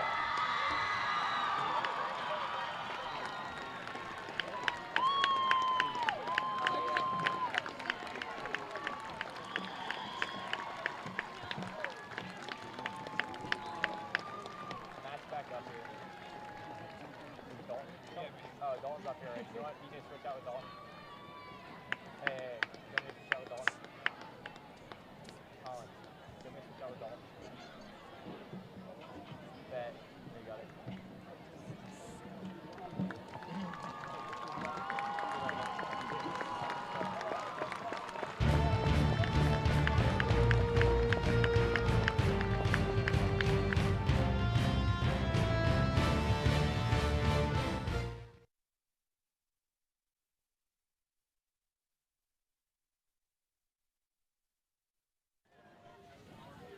Hello and welcome back here to Connellsville High School. And as there, if you watched our halftime performance, we had the king and queen of homecoming introduced there. It was a very long halftime there, but a very cool opportunity there as Franklin Regional has a 27-0 lead over Connellsville. Wait, speaking of homecoming, I believe a certain someone in the booth right now that's on the call with me for this game is running for homecoming king for Cal U. Yes, I am. They're running for the homecoming king. And there is, again, if you're watching from Cal, I mean, I could use your vote for homecoming king as we're going to take a look at these first half highlights, Stevenson. Yeah, we'll take a look at them. But you at home could watch the highlights and listen to us talk about Dylan running for homecoming. We're making a big push for him. You know, it's kind of a big deal. Oh, there we go. I like it, Steve. I like it. Steven's my honorary, him and Colin are my honorary PR guys there, so they've been coming up with some nice slogans there. But again, some nice highlights as well for this first half. Yeah, this first half, you saw Franklin Regional really dominate the play on both sides of the field, not letting Connellsville do much on offense and really taking over on offense themselves. But, you know, a name that we were mentioning coming into this game was linebacker for Franklin Regional, number 71, Bryce Lauer. You know, he had a few tackles, nothing really outstanding, but Jack Poling on defense, he's listed as a running back, really making his name known on the defense for the Panthers. Yes, he definitely is. I had Danny keep track of his stats, but this Connellsville team's kind of been running away from him. There haven't been too many runs up the middle. If there's a run up the middle, you know Lauer's going to be there and causing a havoc there. But again, they've been getting the ball on the outside. Again, I'm really impressed by the freshman quarterback play there of Gage Galot. He has been very impressive now. Only a freshman again. This Connellsville team's been kind of down for a few years, and if they're able to get a nice young talent like Galette there and keep him there at the quarterback position for a number of years, this could be a team on the rise. And we're seeing this first glimpse of him here in this game. Again, coming in this game was only 3 of 5 on the young season there. And they just thought, like in the NFL, this is the time to bring the youngster in. This is maybe a guy they've been seeing work through the ranks of the middle school and youth football programs for a while and seen his talent. And now Galot's getting his chance to shine here as a freshman. Again, down big early, and it's been all Franklin Regional here in this first half. But now they're going to come out the second half with an onside kick, and Franklin Regional was ready for that one. A very quick kick there, and there is a flag from the back judge here. Let's see what this flag is. Yeah, and that's something that, I don't know about you, it caught myself off guard, and I'm surprised it didn't catch Franklin Regional off guard because it was very quick and very sudden. It was very quick, and immediately official threw it. Let's see what they're going to call here. I'm not sure what this call could be. It's from the back judge. They're going to wave the flag off. Actually, nothing. So, you know, I always question that. If you're going to throw the flag, you clearly saw something. Yeah, so I don't know if they're just throwing it for good old fun. But, you know, I always thought that the ref probably saw something if he's throwing that flag. But there we didn't see anything. Maybe that was the same one that didn't throw the flag earlier when you were telling him to throw. Maybe he went back and watched our first half broadcast and realized that maybe it's just maybe it was a rib at you there, Steve. I mean, it might have been. As Rosinski now from the quarterback position keeps the ball, and he's brought down there by a couple of Connellsville defenders there. Only a gain of 1 or 2 there on that play. Yeah, and it all starts with Connellsville's defense, making a big stop there, keeping it consistent, keeping this defense consistent, stopping that running game, and now working their way to the air. This could set up the Falcons with some momentum on offense. They could keep making big stops here. Yeah, they did, and actually gave them a pretty good spot there in that play. That's going to be a 2nd down and 8 now. And again, another referee official timeout. Maybe just letting some substitutions in here for Connellsville. As again, it's a pistol set. Fullback to Rodzinski's right. One wide receiver out to the near side. There's going to be a handoff to the right, and that is to number 40 there in Gordon for Franklin Regional, and nothing going again. Connellsville defensive line starting out strong. Yeah, Zachary Gordon having a couple goes in this game. Right there, he couldn't really execute on much, only getting a loss, actually. It's going to be a 3rd and 7, maybe a gain of 1. Not much room to go, and Connellsville's defense has been stopping the running game so far. It's those passes that they really can't get down. And Gordon just really gave them a spark early on, and that's what really is going to be remembered for in this game. It's going to be a throw out to the left, and I believe that hit the ground. It is going to be called incomplete. So Rodzinski there, first pass attempt of the second half, low on the 3rd down and long. And you know what? That's a tough call to make as a referee. As we saw, we had perfect vision of that one hitting the ground. Oh, well, he didn't come up with the ball, but if he would have kept his hands on that one, that's a tough call for the refs to make. It is a tough call, and no replay there for these high school officials here in this one. Is this going to be a referees, excuse me, is this going to be a punt, and it's going to be a fair catch right at the 17-yard line there for Connellsville. And let's see, you got to get the freshman quarterback here in Galat, see what he has on this first drive of the second half. You know, I think there's potential there. There is some obvious potential there for Galat and this freshman as a quarterback. I think they could really do some damage in the later years, but let's look at California University Television. That's our Facebook page. Give us a like. That's another middleman where we put all of our content. So click on those links and watch our stuff.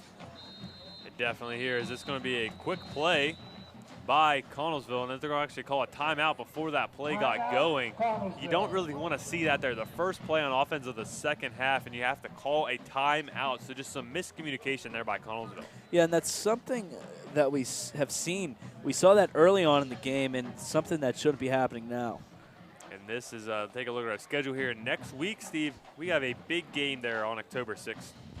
Yeah, that October 6th game, Trinity at Bell Vernon, Gold Turf, live on PCN. We do one game a year on PCN, and it's going to be this one. And really, if you're looking at that schedule, that's probably the best game that we're going to get. It's going to be live on PCN. And there's a couple good games as well. Newcastle Ringo could be a good game. We got some big-time recruits there at Newcastle. And as well, Rochester, California, we're going to see this California team yet again. But again, that PCN game there, we're going to try something out new that we haven't done yet this season. We're going to have Anthony D'Agostino and Danny Beck.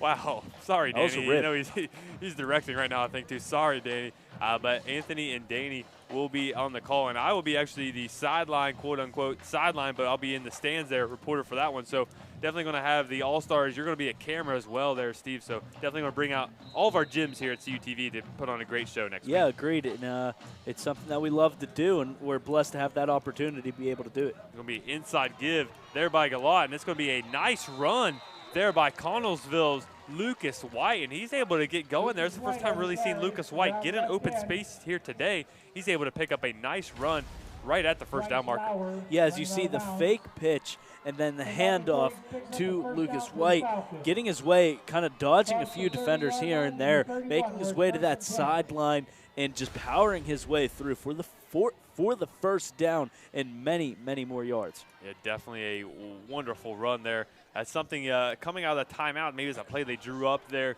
Nice to see that out of this Connellsville offense. They have trips out to the right, and they're going to pitch it right towards the trips. And a nice pursuit there by the lineman. It's going to be brought back. This run is a holding, and that was a nice job. I believe that was number 11 there for Franklin Regional. There in Jacob Shedd. He's the big tight end listed on offense, and he got back in the backfield quick there for Franklin Regional. Yeah, and he's a name that we've been calling quite a bit, a big boy playing both ways. But, yeah, it's going to be a holding call. It was a clear call right in front of the ref's eyes, and that's a shame because that was a very decent run by the Falcons. And take a look at this replay, Stephen. They pitched it right out, and right there is Shedd there. Clearly got held. Yeah, and that's a call right in front of the referee's eye. There's eyes they're going to make 10 times out of 10, as you saw there, and they did. And now that's going to back up Connellsville, as that wasn't originally at that 10-yard line. It's going to be first down and well over 20 here, and now they're going to be backed up maybe even more, as we might get an illegal procedure call here against Connellsville. See what the head referee says. Yeah, and to start this third quarter, you're seeing those flags fly from the referees. It's going to be a false start there against Connellsville, and that's going to back them up. And I'm not sure how much further this first down might. It's going to be a 1st and 27 here by Connellsville. That's just, again, you had a nice couple runs to start out the drive, and then now you're backed up in a 1st and 27. That's a couple times we've seen that happen to this Connellsville offense. Yeah, and again, you don't have many plays drawn up for a 1st and 27. We'll see what they do. And Gillot is dropping back to pass and passes one high across the middle. We're going to see another flag, and this one may be against Franklin Regional. Here was a pass interference call. Yeah, number 22. I'm sorry, 22 for, or 24. 21 maybe. The black on blue is tough to see. I think that was going to be Blake McKnight, who is the receiver, got held up by Nathan Leopold from Franklin Regional. I think this is one going to be defensive pass interference. I could be wrong, so let's see what the man in stripes has to say.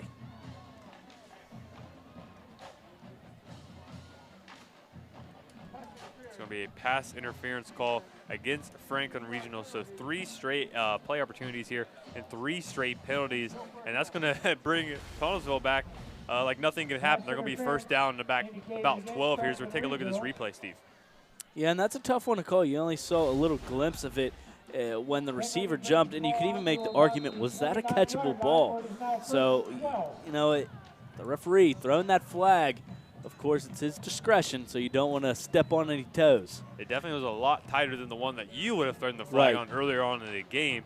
There is now Connellsville now 1st and 12. This is going to be an inside give. Actually, Gillot's going to keep it. He's going to be brought down for a sack, and that is number 1, Justin Johns, the running back there for Franklin Regional. That's a couple Johns on this team. 3 Johns. 3 Johns, and all with a single-digit number here. Yep, and there you see, quickly making his way to the backfield, not letting the freshman quarterback go anywhere. It's a big difference there from the 6'2", 219-pound sophomore and Justin Johns and the rookie 5'9", 140-pound freshman quarterback. That is a huge difference there, but every single one of those Johns boys, they're all over 6 foot. So whatever they're having to drink there in the Johns family, give me some of that. I'd like to have that kind of size. They get the ball off to the wide receiver, and he has nothing going there, just a gain of around 2 there on that second down. Yeah, not much you could do there, getting that pass off quick. And that Franklin Regional defender, number 13, Bradley Bernich, trying to hop it on that back of the Connellsville player, trying to bring him down, doing anything he can. Going for a ride, but only a 2-yard gain. Yeah, definitely going for a ride. And this has been quite the drive here. It's just been back and forth due to penalties, and now it's a 3rd down and 20. I want to say 20. I don't know if it's 20, but it's 3rd down to probably about 15, 16, I want to say. Is now 17.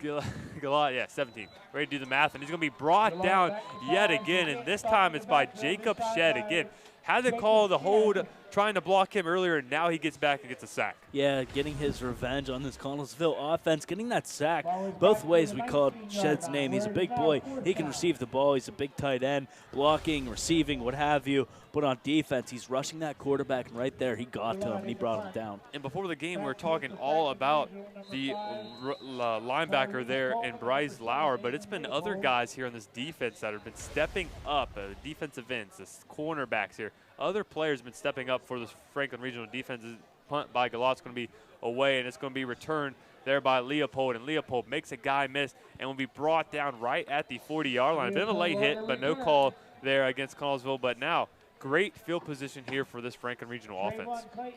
Yeah, and this is a team that you don't want to give this field position to, because Franklin Regional, they will take advantage of it. You saw them go through the air and even more on the ground.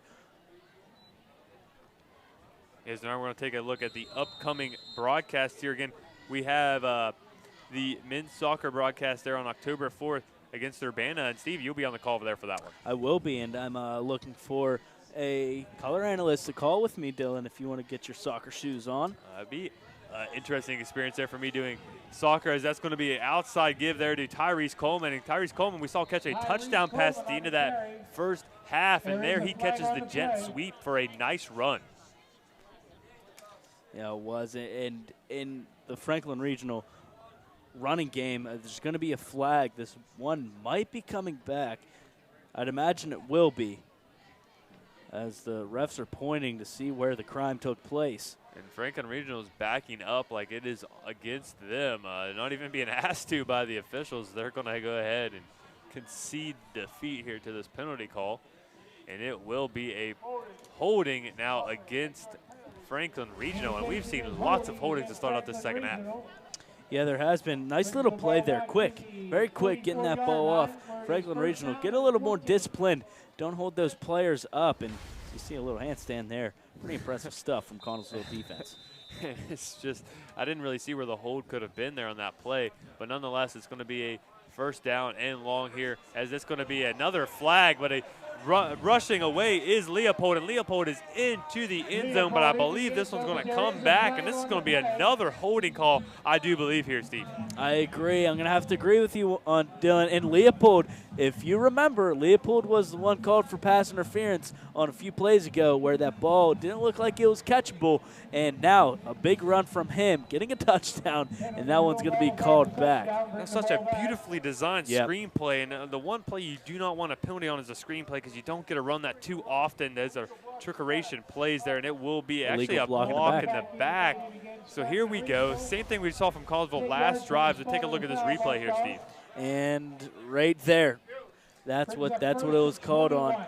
Yeah, you got to have your head in front there if you're blocking the player there. But that's going to set now Franklin Regional back for a first down, in 21. So both of these teams getting backed up deep here on first down as Rosinski now in the pistol set.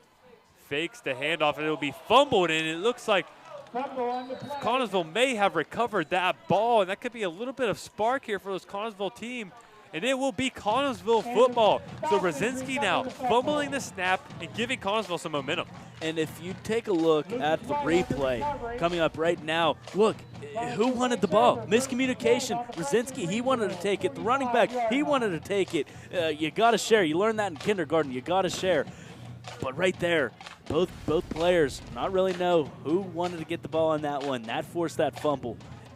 Yeah, definitely, and that's just tough there with that read option. You just never know. Both guys are designed. It's either or there of who keeps the ball. So it's not really a play design. You just have to read it, and both guys there wanted the ball. But now Connellsville now trying to answer as we're going to see another flag here. They are throwing the flags left and right.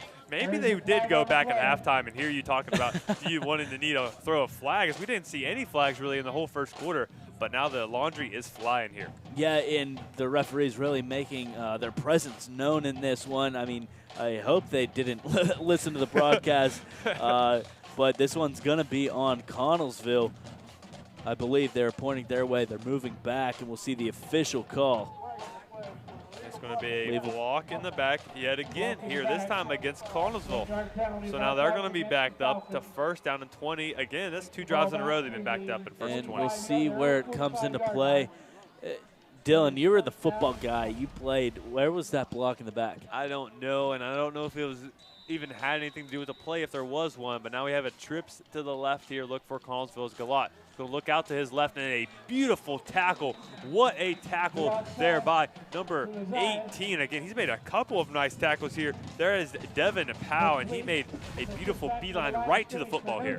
Yeah, and that's the mentality. You always got to be hungry if you're on that defense, and that's exactly what he was on that one. He saw the receiver pick that ball up, and he instantly thought, I have to tackle this guy, and he did. Brought him down very quick with a big stop. That's kind of like a honey badger mentality there, as they call the Tyron Matthew, or Matthew, however you pronounce it there, for the Arizona Cardinals. That's kind of the mentality he has, and they look just like that there as now Galat avoiding the rush. Lots of pressure in his face. Throws this one up to a diving wide receiver, and it's going to be incomplete right at the last moment there. It was number 21 for Connellsville, Blake McKnight, trying to come up with that catch. And that would have been pretty impressive from Blake McKnight's part, because that wasn't the best throw. It comes off Galat's back foot. That spiral wasn't there. It was almost like a soft toss right at McKnight. McKnight not able to pick that one up, and you can't blame him on that. Yeah, and you mentioned not a lot of 1st and 27 play calls. How about 3rd and 20? Not a lot of play calls for that situation. Wouldn't be surprised if they might try a screen here or maybe something deep down the field. Just not a lot of options here, 3rd down and long. Right, and you got to think punting-wise, if they can't pick up this 4th down, you don't want to give Franklin Regional another chance to pick up a touchdown. You do not, and it's going to be a timeout here for Connellsville. Probably wisely. You don't want to come up with a big miscue here as it's 6:08 left to go and a 27-0 lead over Franklin. Regional has over Connellsville. And again, the rain is coming back down here. Thought we were done with the rain. But again, my meteorology skills getting taken to the test here. Again, I'm a meteorology major, but I did not see the second bit of rain coming. Well, I mean, just like any other weatherman, you're wrong about the weather. But let's take a look at tomorrow's broadcast, Dylan. You're going to be hearing our voices on CUTV once again. God bless your souls for listening to us talk this much 2 days in a row. But California at Slippery Rock, this is going to be a tough one for California. They're on the road against Slippery Rock. Slippery Rock, they like to go through the air, and California's secondary hasn't been at the top of their game so far. But California, if they could really stick it to them in the offensive category, this is going to be a good game. It's going to go down for the record books. Yeah, I think so, and I think it's going to be a great game. And actually, I would not be surprised heading into this game if Slippery Rock may be the favorite of the last couple weeks that California has had. I would say that Slippery Rock's probably the favorite, and so California, for the first time in a long time, maybe against Shepherd there in the playoffs, coming in as an underdog there in that matchup as the rain's pouring down now. As Galat now dropping back to pass and throwing a nice ball in the rain, but it's just outside of his intended target. And there's a flag out, and I bet that's pass interference there. I don't know if that ball is even catchable there. Well, you know, I think this one's going to be on the off. I think this might be on Connellsville. There's a little push off there. So I don't think this one's going to be Franklin Regional. I don't think they have anything to worry about. I think it was that push off from the Connellsville wide receiver. That's a good call there, Steve. Let's see who this penalty will be against. Something about all these games, we just had tons of second half penalties in all the games we've covered this season. Maybe it's just the unluckiness that we bring here. There actually is going to be a pass interference now against Franklin Regional, and that's going to give them a 1st down here. And watch this play. Right there, we just kind of missed it on the replay, but right before you saw that replay, there was a little bit of hands going for the Connellsville player, and I didn't see much on the defense, but, you know, I'm not the one in the striped shirt. And actually, since that is backed up so far, a 15-yard penalty is still going to leave a 3rd down and 5. Not too often you see a defensive pass interference not end up in a 1st down. I thought it was automatic 1st down, but here we go, a 3rd down and 5 as it's going to be a jet sweep here and nothing going. A beautiful tackle there in the backfield by Franklin Regional. I believe that was number 76 there for Franklin Regional. And you know what? This isn't all too bad for Connellsville, as they have a chance, if they don't go for it, to pin Franklin Regional in the back.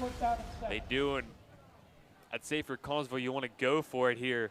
Really, you want to get something on the scoreboard. You're getting close here, a couple more scores, and you'll be in the mercy roll. You don't want to be putting that here if you're Connellsville. They're going to go for it. It's going to be a fake to no one. There is Galat. He's going to get thrown down, and there is the first time we have seen Bryce Lauer, and he delivered a huge hit there on Gage Galat. Yeah, he showed the freshman who's boss, who's the top dog, and you know, there's the freshman mistake, handing it off to no one. It's Lauer just taking advantage of that mistake and sending him to the ground. Yeah, sending him down hard there was Lauer, but again, that's freshman mistake. Wasn't sure which side of was the play action there. That happened to me a couple of times there as a young quarterback. Just nowhere to go there. That gets you all messed up because you're not looking downfield. You're waiting for the target now. Is there going to be a Wildcat formation. It's going to be back to Leopold at the quarterback position. He's going to outrun this Connellsville defense inside the 5 to 10, inside to the end zone. Leopold with a nice touchdown run. We saw that early on, and now it works to perfection. Yeah, and I wouldn't be surprised if he hands that ball to the referee and says, "Take that, Jack." I just ran that ball into the end zone without a flag, nothing called. Look at him on that Wildcat run, making his way, juking and just running through that defense, outrunning in a sprint race against Toby Carmichael to get into the end zone. A brilliant run. Yeah, brilliant run indeed there by Leopold. And he's made a number of athletic plays there, and he just showed his speed. Really, that was the speed there on that one. And I think, you know what, Dylan, there was a flag on this play, but it was unsportsmanlike conduct. I think, I don't want to say anything, but the referees might have something against Leopold in this one. I mean, we've seen a number of flags thrown against Leopold, and they're going to back this one up. But if you have a run like that, I think if you're Leopold, you have a little room to celebrate. You may have taken your advice and handed the ball to the official. May have said something as well. Maybe you guys have the same mentality. There's going to be a dead ball after the play, unsportsmanlike conduct against Franklin Regional now. So you're right there, Steve, and it's going to be. Are they going to put the points on the board? They are going to put the points on the board, and they're going to go for it on 2 here.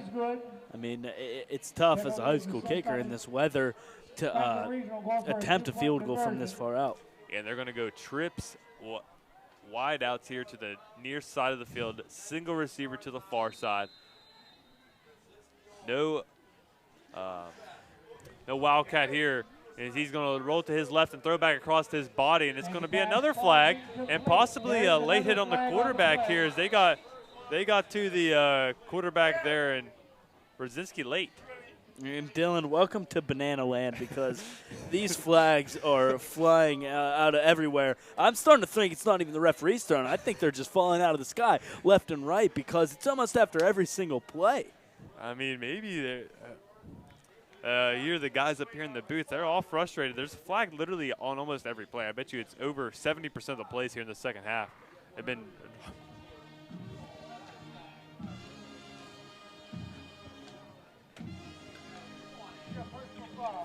now let's see if it's going to be a roughing the passer here against Connellsville. And that gives Franklin Regional a chance to pick up this 2-point conversion. If they pick up this 2-point conversion, they will put this game into mercy roll, so that helps out Franklin Regional big time. Yes, it does, and the ball's going to be now inside the 10-yard line, so maybe a little easier here for Rosinski.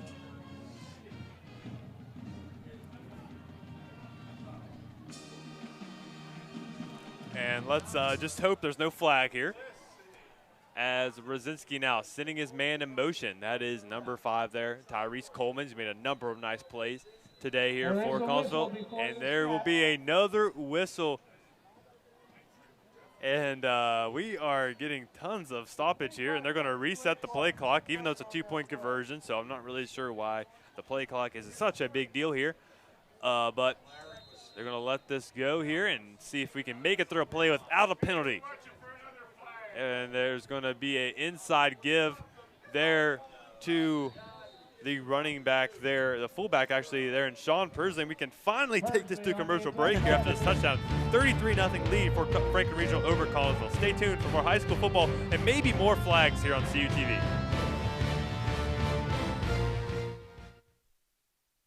The Friday Night Lights shine on CUTV. August 25th, California at Brownsville. September 1st, Monessen at Carmichael's. September 8th, Southmoreland at Charleroi. September 22nd, McGuffey at Elizabeth Forward. September 29th, Franklin Regional at Connellsville. October 6th, Trinity at Bell Vernon. October 13th, Rochester at California. October 20th, Newcastle at Ringgold. October 27th, Washington at Best Center. Live on CUTV Sports 1, tape delay, CUTV.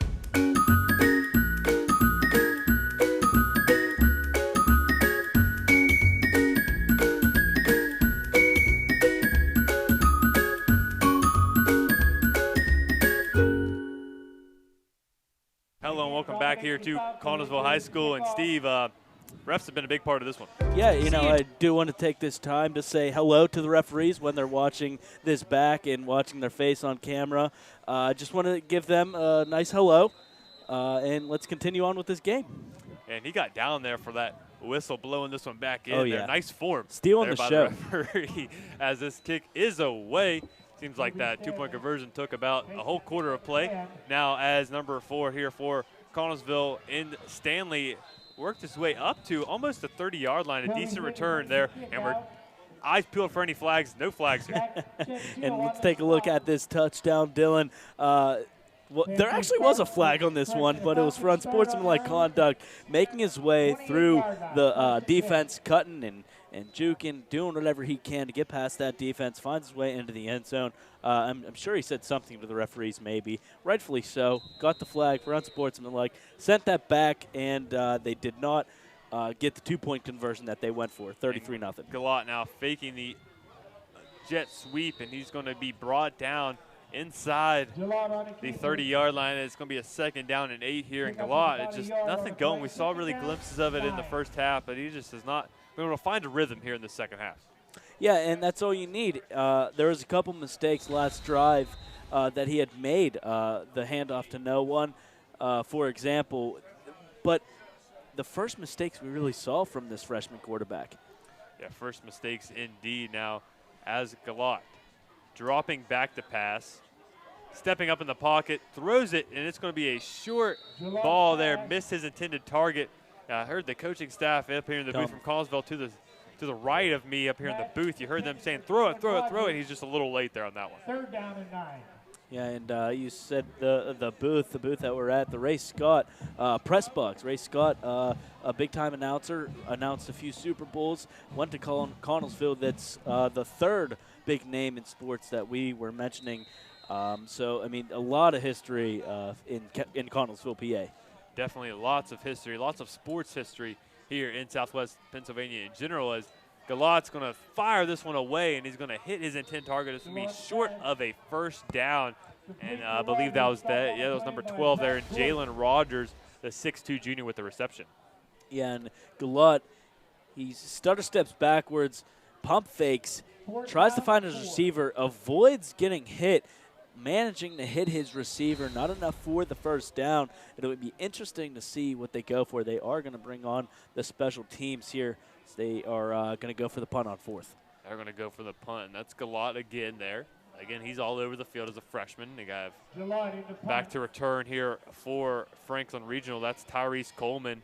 And I believe they're back deep as Nathan Leopold. Let's see if he can get the ball in his hands. Yet again, you just saw in that last play there by Franklin Regional, and a flag is out on the field. I believe that may be a offsides against Connellsville, against Franklin Regional. Now it's Tyrese Coleman now high-stepping and working the ball out to the left. He is down to the 40, and he'll be dragged out of bounds right at the 40-yard line. Tyrese Coleman looked like he had something going there on that return. Let's see what this penalty is, though.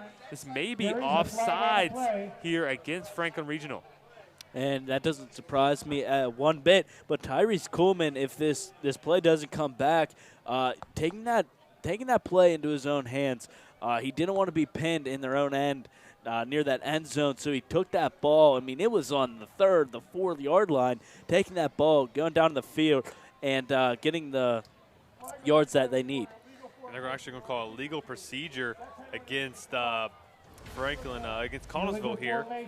And again, maybe they just had a guy. It was a legal formation, so they had a guy that was lined up, not on the line of scrimmage there. But take another look at that. What a return there by Tyrese Coleman. Right. I mean, he had no business. That was actually about on the 5-yard line, a little high step there, kind of strutting his stuff, getting through the Connellsville defense, the Connellsville special teams finally being brought out around the 39-yard line. So impressive run. I mean, a lot better position than what they would have been in.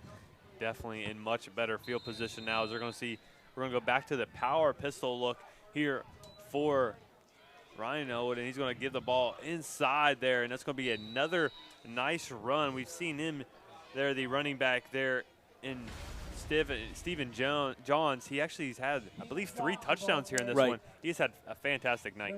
Yeah, and giving him the ball on that one is surprising because it seems like they only utilized him when they were in that goal line formation, him putting his head down, running right through the Connellsville defense, getting in the end zone, and I think we're going to see Franklin Regional stick to the ground. Yeah, I believe so, and there's going to be another give there to Johns, and he's just going to get right back to the line of scrimmage. And Bradinsky, I believe they are going to keep it on the ground, just kind of use some of this clock here. Yeah, use some of that clock. Maybe try to get another touchdown. Send this game into the mercy rule where the clock doesn't stop. But we'll see what they do. I think it's safe to say that they're going to stick on the ground. And you mentioned Johns usually being used in the goal line formations. Zachary Gordon, he's not going to, unless he gets a touchdown late here, not going to be scored for a touchdown. I believe that's him there at the running back position. He set up a couple of those touchdowns with some nice runs there that first half. No, that is going to stay with Johns there in the backfield. He's going to pick up the first down and keep this drive going there for the Panthers. Right, and that's such an impressive thing to do. Being a running back of this nature, not afraid to put your head down, take on the defender one-on-one, picking up the first down, getting those yards that you need, and even picking up a few touchdowns in the process. Yeah, definitely, and it's just nice, hard running there by John, something we've seen all game long from the 6'3", 217 senior. Got a pistol here on the left hash, and they're actually, I believe, probably a timeout here by Franklin Regional coaching staff. Saw something they didn't like, and they're going to call the timeout there. But again, we have around a minute and 30, a minute 27 actually to go here in this third quarter of play, and a 33-0 lead for Franklin Regional. Yeah, and it'll be interesting to see how the rest of this game goes as we're going to take a look at the Big East Conference. Penn Trafford and Gateway, it's going to seem like it's going to stay like that. Franklin Regional coming up in that third spot, Connellsville last. Armstrong, not the same team that we saw last year with Zane Dudek, their all-star running back, who is doing a great job at Yale, by the way. But, you know, Connellsville, if they could get a couple more wins, you know, Franklin Regional, they also have a chance to contest Penn Trafford and Gateway. But like I said, Gateway, that number 4 team, Penn Trafford, that number 6 team. So it'll be interesting to see how that top of the conference goes. Yeah, definitely. And Franklin Regional's right there. They beat McKeesport that's sitting at 4. They're upset them there in the first week of the season. As now Radzinski back at the quarterback position. They are on the left hash. He's got a sidecar to his right, and he's going to give it to that sidecar. And that is a run right up the middle. And I believe that Kersley there with the run. Yeah, that was number 86. Exactly, Sean Pursley on the run. Going right up the middle, going straight at Connellsville, putting them on their heels, kind of keeping them on their toes. They have to be when Franklin Regional's going straight up the middle almost every single run. Yeah, and they're just taking control of this ball game. It's going to be an inside give, this time to Justin Johns. So you had both Johns in the backfield there. There in Stephen Johns and Justin Johns. Yeah, I mean, it's just the Johns frenzy right now. And a very animated first down call by the referees. They're really strutting their stuff on this one. I mean, they're on a pretty big platform for CUTV. But Franklin Regional, they're also putting on a show. I think it's a battle between the refs and Franklin Regional. Who's putting on the best show? It is. And, again, here we're going to see one of the Johns boys, and it's going to be Justin Johns up the middle. And they have Justin Johns, Colton Johns, Stephen Johns, and I wonder if they're any relation to Jimmy John's there in the fast food business there. Sandwich business. You know? Hey, the speed runs in the family. Yep, definitely. You're right about that. Man, we go all day with this. Yeah, we could go all day. There, you're correct. There, and I believe that will be the end. They're going to let that be the end of the third quarter. We're going to stick here, actually. Not going to go to commercial break. We're going to do the latest hot dog score. And it is going to be a 9.49, so not too bad here by Connellsville. I mean, last week we had the Elizabeth Ford there, hot dogs. Not really the hot dogs, everything else at the concession stand there. I had a hot dog. Plenty of off. You did have the hot dog. It was rather good. There was hot dog here this week. Last week I had a mashed potato bowl. Nothing like that here. But it is the Lions Club actually running the concession stand here. So that's pretty cool, getting the local community involved in the concession stand. And I do have to say that 9.5 from Brownsville, just ahead of Connellsville, that surprised me because there's usually a little bias with our director, Gary Smith, who is a Brownsville alum. He's letting that one slide. Brownsville they usually do, but Connellsville right behind them. So a decent concession stand for Connellsville. And now we're going to take a look at high school roundup. We just got a score update, actually, here out of the WPIAL 5A. Yeah, and Penn Trafford is up 21-0, I believe. So that's a huge game to see if Penn Trafford keep that #1 spot. It is a huge game. And next week, speaking of the concession score, that'll be interesting there. But Bell Vernon, PCN, quite what they will come up with there with the concession. So if anybody's watching there from Bell Vernon, I know Casey, my girlfriend, an alumni of Bell Vernon. She may have some family watching us here. So if they are, I mean, tell them to pick up that concession stand. They may get the top score here on the year. No bias at all, though. No bias at all. As now Franklin Regional with the ball on the 35-yard line. This is going to, I believe they're going to continue this slow ground and pound. Work a lot of clock here as Franklin Regional has Rosinski now. Actually, that's not Rosinski. That's Colton Johns. And it's going to be a handoff inside. I believe that was to Jack Gentile, actually, excuse me there. Jack Gentile with the carry. And I saw Colton Johns. And I thought maybe we'd see an all Johns backfield. But that's not the case there as he gave it off to Gentile. Yeah, and a big hit there from the Connellsville defender, number 11, Toby Carmichael, laying out a pretty big hit. Not enough to get that first down. They still have a few to go as third down is coming up. Third down is coming up here for the second teamers now for Franklin Regional. And this is just textbook here. You get to the fourth quarter, you put the younger guys in with a lead of 33-0. This is a great learning opportunity for these youngsters and a great learning opportunity for the third Johns family member to get some playing time here. It's going to be a timeout now as the second teamers there. And a good senior leadership also by Nathan Leopold as he's out there trying to coach up his younger teammates, teach them some pointers of how they can get lined up in the right position. Right, and just being aware of that time on the clock.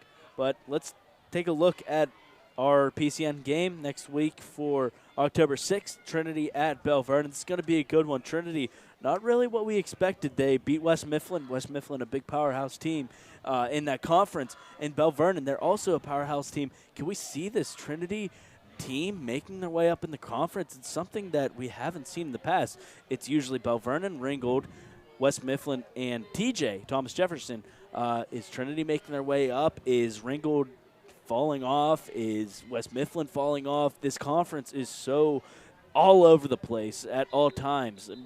So what can we expect? Yeah, what can we expect? I think Bell Vernon might have a big game here tonight. I forget, as you see the rainbow umbrella there. I forget quite. I remembered from the high school roundup, but it just left my mind of who Bell Vernon's playing. And that'll be, again, like you said, big matchup. Bell Vernon starting out the season strong. I believe they're playing actually Laurel Highlands there tonight. So that could be a big game there for Laurel Highlands to see what they have. Is there going to be a fumbled snap as Stephen Johns is going to pick up that ball. And we may, yes, we did. We just saw what I was just mentioning, an all Johns backfield. The Colton Johns, Justin Johns, and Stephen Johns were all in the backfield there for Franklin Regional. Yeah, and just the miscommunications with the Johns brothers. 3 Johns on the field may be a lucky day. I don't know what kind of things going on in Franklin Regional, but I'd imagine that a 3 Johns backfield is pretty good. I would have to agree, and you'd think if Stephen Johns wasn't a senior, that could be something you could see next year. Right. But he is a senior, and he will be moving on to the next level. But still, Colton Johns just going to replace him. Freshman, sophomore, Justin Johns, sophomore. As Colton Johns is back at the quarterback. He's a lefty, a little southpaw there, as he's going to keep this ball. And he may have the first down. He gets down to the 25-yard line, inside 25-yard line. They're going to have a late hit now. As agreed, that was a bit of a crackback block, and you're not allowed to do that. They're taking that out of football. Right. That's actually we've been riding the officials here in this, but that's a good call, I think. A nice player safety call. Right. Yeah. You always want to see let the boys play. But in this situation, I mean, it's a block that you do have to call, even though it was a great run. But, that it's keeping the game safe, trying to restrict a lot of injuries that has happened in football. And I think no one will complain about calls like that now, Right. as they're seeing the effects of CTE on football players. And again, we saw a big hit. If you're watching live, it's a big hit last night in the Green Bay Packers game. Devontae Adams took a huge hit. Completely uncalled for. Yeah, completely uncalled for. And they're trying to eliminate hits like that, and they're going to call a personal foul against Franklin Regional here. Good call. You just want to, again, eliminate those plays out of football. So you got to call every single one you see just to keep a level playing field from the NFL all the way down to high school, just eliminating plays like that. Right, and yeah, right there, just kind of catching it's that blindsided hit, that blindsided block, really. And when they really call that when the plays past where the block's being right, made. Exactly. So if the plays past there, that's when they're going to call that a personal foul call. Right, and Colton Johnson was running out of bounds anyway. I think all around it was a good call by the refs. And it's going to be a booming punt, sky high, and that's going to be a nice punt right at the 5-yard line. And that was actually Dominic DeFalco, who kicked the 20-yard game-winning field goal last week, and now has a beautiful punt there for Franklin Regional. Yeah, and it's the height on those punts that could really factor in. Let's take a look at CUTV Sports 1, our YouTube page yet again. Like I said, all of our things are on there. Dylan, you're from West Mifflin, or West Mifflin, West Virginia. I'm sorry, talking about West Mifflin and that conference. Family from West Virginia, boom, they can watch it on YouTube. My family out of CUTV coverage, boom, watch it on YouTube. Anything you need, that's where we put all of our stuff. So it's a huge help. We're actually going live as we speak, and hopefully tomorrow. It's been a clean broadcast as well. We got some good service here, as it's going to be a rollout pass here by Galot. The open receiver and a nice catch there, and he's not going to go down, is the receiver. He's going to, forward progress is going to give him to around the 30-yard line. So there's Galot finally hitting his intended target. Again, that's so far away from us, I can't tell with these numbers. That's actually number 4. We've seen returning kicks all game long there, and Kobe Stanley. A nice catch there. Finally a big play for this Connellsville offense. Yeah, and Galot, look at him. He's so focused back there. He has a lot of patience. He doesn't get nervous. It doesn't seem like he had all the time in the world to find Kobe Stanley on that one with a big reception, a big first down, and a lot of momentum. Yeah, definitely. And it's now Connellsville. The trips to the near side of the field. It's going to be a little whirly-bird play, as we used to call that at Buchanan, as my alma mater. We call that the whirly-bird play, and a big pickup there by Connellsville. I'm not sure what they call it up here in PA, but a beautiful play design there for number 28 there in Lucas White. Right, and I don't know what I would want to call that. Spinning handoff. I can't think of anything on the spot for that one. Just what did you call it? The whirly-bird. The quarterback just fakes the pitch and then hands it off inside. Right. There, I don't know why we call it the whirly-bird. It's just what we call it. The whirly-bird special. Yeah, the whirly-bird special. Special delight. We're talking about ice cream flavors last week, as there's a short carry there for now the second down. But we're talking about ice cream flavors. That could be whirly-bird special. That might be an ice cream flavor. I go home for one weekend, and next thing you know, it's Banana Land talking about ice cream on a broadcast. Yeah, I mean, I don't know what goes on when I'm not in, but I think I get down with it. I think we also came with the Dilly Dimes. We haven't seen too many Dilly Dimes here today. We just saw one. Well, I guess that could have been a Dilly Dime. Let's see you if we see another one here. Game I am. As Galot now with the run inside, he's going to be brought down at right around the 48-yard line. But Galot, he may have had a couple of Dilly Dimes here tonight. I think he did. We just saw one in there. He stayed on his feet, finding that space. No one to pass to. A lot of coverage. Real great coverage by Franklin Regional, taking that one himself and picking up a decent amount of yards, and a third and short coming up. That might be something we could add into a high school roundup there, maybe a Dilly Dime section. Now we'll that see. We're expanding the show every week almost, it seems like. It's going to be an inside give and a nice tackle, close to a horse collar, though, there by number 57, I believe that was for Franklin Regional. And that is Archie Dennis with the tackle. Yeah, grabbing a hold of that jersey. Anything you could do to bring the runner down, and just there, getting a hand on that sleeve and bringing them down, pulling that jersey, doing anything you can. They still pick up the first down, but that prevented a lot more yards and even a potential touchdown. Yeah, that definitely could have been a touchdown there. Touchdown saving tackle potentially is now we may see a dilly dime. Let's see, it's going to be intercepted. Definitely jinxed that one. Maybe no more dilly dimes here as it's going to be actually ruled incomplete there. But again, Galat trying to get the ball downfield. Again, just only a freshman trying to get some experience here. Yeah, and 72 not listed on Franklin Regional's roster. Let me look here. Yeah, 72 not listed. That's who, in the middle of your screen there, that's who broke up that play and almost got that interception. It was. And it's going to be a second down. Now as Galat sends the man in motion, keeps the ball himself, and that's just going to be a gain of 1 yard. Just made it back past the line of scrimmage to Galat. Yeah, and Connellsville just trying to figure out something they can do against this Franklin Regional defense. Right now, 33-0 with just about 7 minutes to play. Right now, you know, it calls for some desperation things for Connellsville's offense. Yes, it definitely does here, and we may see another pass now with a third down and long here for the Falcons. As again, it is a 2 wide receiver set, the tight end there at the flex formation is going to be a give off to the right, and again, nothing going in. This is now the second team defensive line here for Franklin Regional. They're doing a great job of just not letting Connellsville offensive line get any push.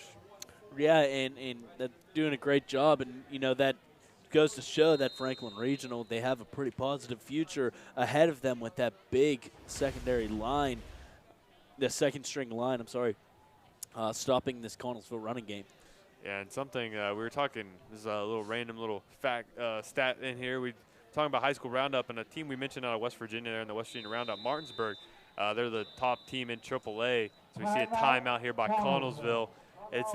They have scored 50 points tonight in only 16 plays. That's very impressive there. #1 team out of West Virginia. That's just a stat that I thought I'd mention there. 50 points in only 16 plays. That's quite impressive. Yeah, that's very impressive. And to me, all I hear is there weren't many flags called in that game. So 50 points in 16 plays, pretty impressive. So, I mean, that's West Virginia football. Pretty big stuff, huh? Yeah, especially Martinsburg. That's a team is actually there. Our Twitter page, @CUTV_PA. You can keep up with all of our shoots and behind-the-scenes look there through our Twitter page. But that's actually the last football team I ever played against there, Martinsburg High School. And those first round of playoffs, they got seeded lower because they lost to an out-of-state school. Definitely #1 team in the state. And you passed all over them, right? Yeah, you could say that. As actually, I was the leading rusher, and you'd think that'd be great, but I had 20 yards rushing. Oh, so we got destroyed there in the first round of playoffs. Good job. First time in my life I ever led the team in rushing in any capacity, but it's because we ran the triple option. They knew I didn't want to run the ball, so they tackled my pitch key and tackled my dive key, and they're like, run the ball. And I said, okay, I'll run 5 yards, then run straight out of bounds. And that's what I did basically all game long as we head back to action here is Galat now, the freshman quarterback, a lot better than I was as a freshman here at Galat. He's going to pass the ball off to the left, and no one is there. And what I saw maybe in the works there, a little hook and ladder. Ooh. Not sure if that's what they were running. I saw the running back out of the backfield looping back around. That's a play we ran in high school. Ooh. There. That may have been a catch and pitch off there, but they never got to it. That's a play that they may keep down in the playbook now for next week. Yeah, just kind of put that one in the back of your head. Always remember that one. In a game like this, I mean, you really have nothing to lose at this point in this game. Why not? Yep. 4th down, it's a great opportunity. I don't know how many times the hook and ladder was successful there. We ran that touchdown probably almost every other play. We scored a touchdown off the hook and ladder. I don't know why teams didn't see it coming, but we just continued to run it and continue to work. Yeah. So if it's not broke, don't fix it, right? Right, exactly. Just like that triple option. Yeah. Well, it may have been broke a couple times with me at quarterback now as Franklin Regional takes back over control of the ball. It's Colton Johns. Actually, that's not Colton Johns. That's another freshman in Trevor Brennick, and he has nowhere to go, and he's going to be brought down and right around the 40-yard line.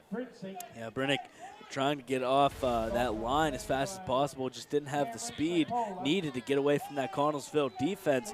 As you see the play right there, the end of that play actually being brought down in the backfield. Loss of 2. So now we're seeing the third teamers now for Franklin Regional getting a shot at action here today. As they're going to stay in that power pistol look. That's really their bread and butter formation. With the fullback to the quarterback's right or left, and then the tailback directly behind the quarterback. Is it's going to be a give off here to number 28. And we do not even have a 28 if that's the number. Yeah, exactly. We don't have a 28 on our listed. roster. But a nice carry nonetheless for the. Actually, yeah, we do here. It's Giorgio. Good luck. Diakopoulos. Giorgio Diakopoulos. That's how I'm going to go with. That's good. He's a junior, actually. Greek. That sounds Greek. Yeah, he may be Greek there. That's definitely an interesting name. Yeah. I haven't seen that name, either name, Giorgio or Diakopoulos, ever in my life. So definitely wins the name of the night here. And if he goes back to watch this, we do apologize for the pronunciation of your last name. Yeah, and it's a nice run there by the freshman Trevor Brennick. And I know from my name, having a bit of a French-sounding last name in Godet, I understand the pain of never knowing how to say a last name. Right. And Godet's a real doozy of a last name. You're definitely right about that one. Because again, there's a nice run there by Trevor Brennick, is setting up a 4th down and short. And you hear Godet, and you think it'd be spelled G-O-D-A-Y. You know, why not? Right. But it's spelled G-A-U-D-E-T, so everybody thinks it's got it, but it's not. Got it. Got it. Got it. I mean, got it. I mean, that might be another thing we could use for the homecoming king. You know, Dylan's. I got it. You know, Dilly Bar's got it. Is this going to be an inside run there by Brennick? We'll steer clear of that one. Yeah, I don't know. You guys are my PR people. You're supposed to help me out here. I guess I'm supposed to. Yeah, I'm helping you out. I'm helping you out. Let's just scratch that one. Nice advice here by Stephen Ruffing. And again, that's a 4th down pickup, and that just continues this clock moving there by Brennick. The clock is now inside 3:40 right now. It's at 3:39 as it's Franklin Regional ball now in Connellsville territory. Brennick now hands the ball off to number 8 now. Second time we've seen Jack Gentile, there for Franklin Regional. And Connellsville out of timeout, so all his Franklin Regional needs to do is pick up a few first downs, and they're home clear.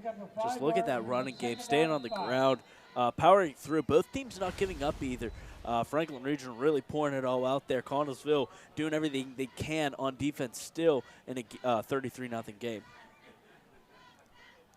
And a huge shout out here to our cameramen. They did a great job with the rain pouring down on them for most of this game. They weren't prepared for the rain as we see a run out to the right side. It's going to be another first down here for Franklin Regional. But again, huge shout out to our camera guys there. They withstood the weather, the precipitation, unprepared for it. My bad. Ryan's bad too. He's a former meteorologist, so his bad as well. You got to put the blame across everyone. We should have been prepared here for this rain. Well, I mean, it is like you're doing a weatherman's job, getting the weather wrong. Yeah, it's what you guys do. But again, a thankless job, the camera operators, Dalton, Devin, and Matthew. Great job as usual. Grit, a thankless job, and grit. They're basically football players. Yeah, they're new to our program here at CUTV, and they're all rookies, as Danny just mentioned in my ear there. As they've done a fantastic job. We're just giving them a huge shout out as the game's still going on. Again, it's a 33-0 ball game. Just want to give a huge shout out to our guys here. Again, it's nice to see some younger faces. Last year we didn't really have too many new faces, and Colin there, he's back doing graphics. He was a new face last year, and he stuck around. And now we're seeing 3 new faces. That's going. I believe going to be around for a long time. Those 3. I agree. I hope so. If you guys listening to this, if you guys can hear it, we hope you stay around. But again, the guys in the truck doing big things. Gary, big thanks to Gary, the director of CUTV, and Anthony and Danny making their way on the directing board as well. Yeah, definitely. Danny's done a fantastic job directing as well as Anthony. As they'll actually both go from directing this game, Anthony the first half, Danny the second half. They will be calling the game next week live on PCN. So definitely those are our 2, they're the catalysts of this CUTV. They do a great job of leading the directing now. They're lead broadcasters here at CUTV. Yeah, and you can catch them on WCAL tomorrow for that Slippery Rock cow game. It's going to be an inside give, and maybe it should have been a keep there by Brennick, as he's going to get his running back tackled for a loss there. It's going to bring up a 4th down, but the clock now is at 1 minute and 20 seconds left to go.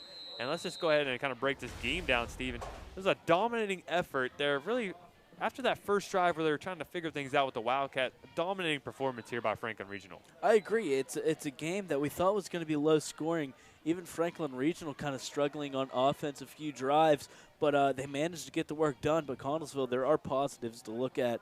The freshman quarterback in Gillot doing a great job, really showing that he doesn't look like a freshman. Attempt there for that fourth down conversion, unsuccessful. Connellsville will bring up their offense, but you know there is positivities to look at Connellsville and as well as Franklin Regional. Yeah, definitely Connellsville. Something they can build on is they have talent. They've figured out their quarterback position. This is the 4th quarterback that's played this year for them there in Gillot, and I think they found their guy. The freshman quarterback there, he's going to be a guy we always try to call a Connellsville game every year. That could be a guy we see for the coming years here at the quarterback position for Connellsville, as he's definitely a young face that there are lots of interesting things going on in this program, but I think they finally found their guy there at the quarterback position in Gillot. Is this going to be a pitch out to the left there, and it's going to be a nice run actually there by the running back, number 25 there in white for Franklin Regional, and for Connellsville, and the clock never started there after that play. No, it did. It did. It stopped. He went out of bounds. But pickup. There's really a lot of positives to take from this Connellsville team.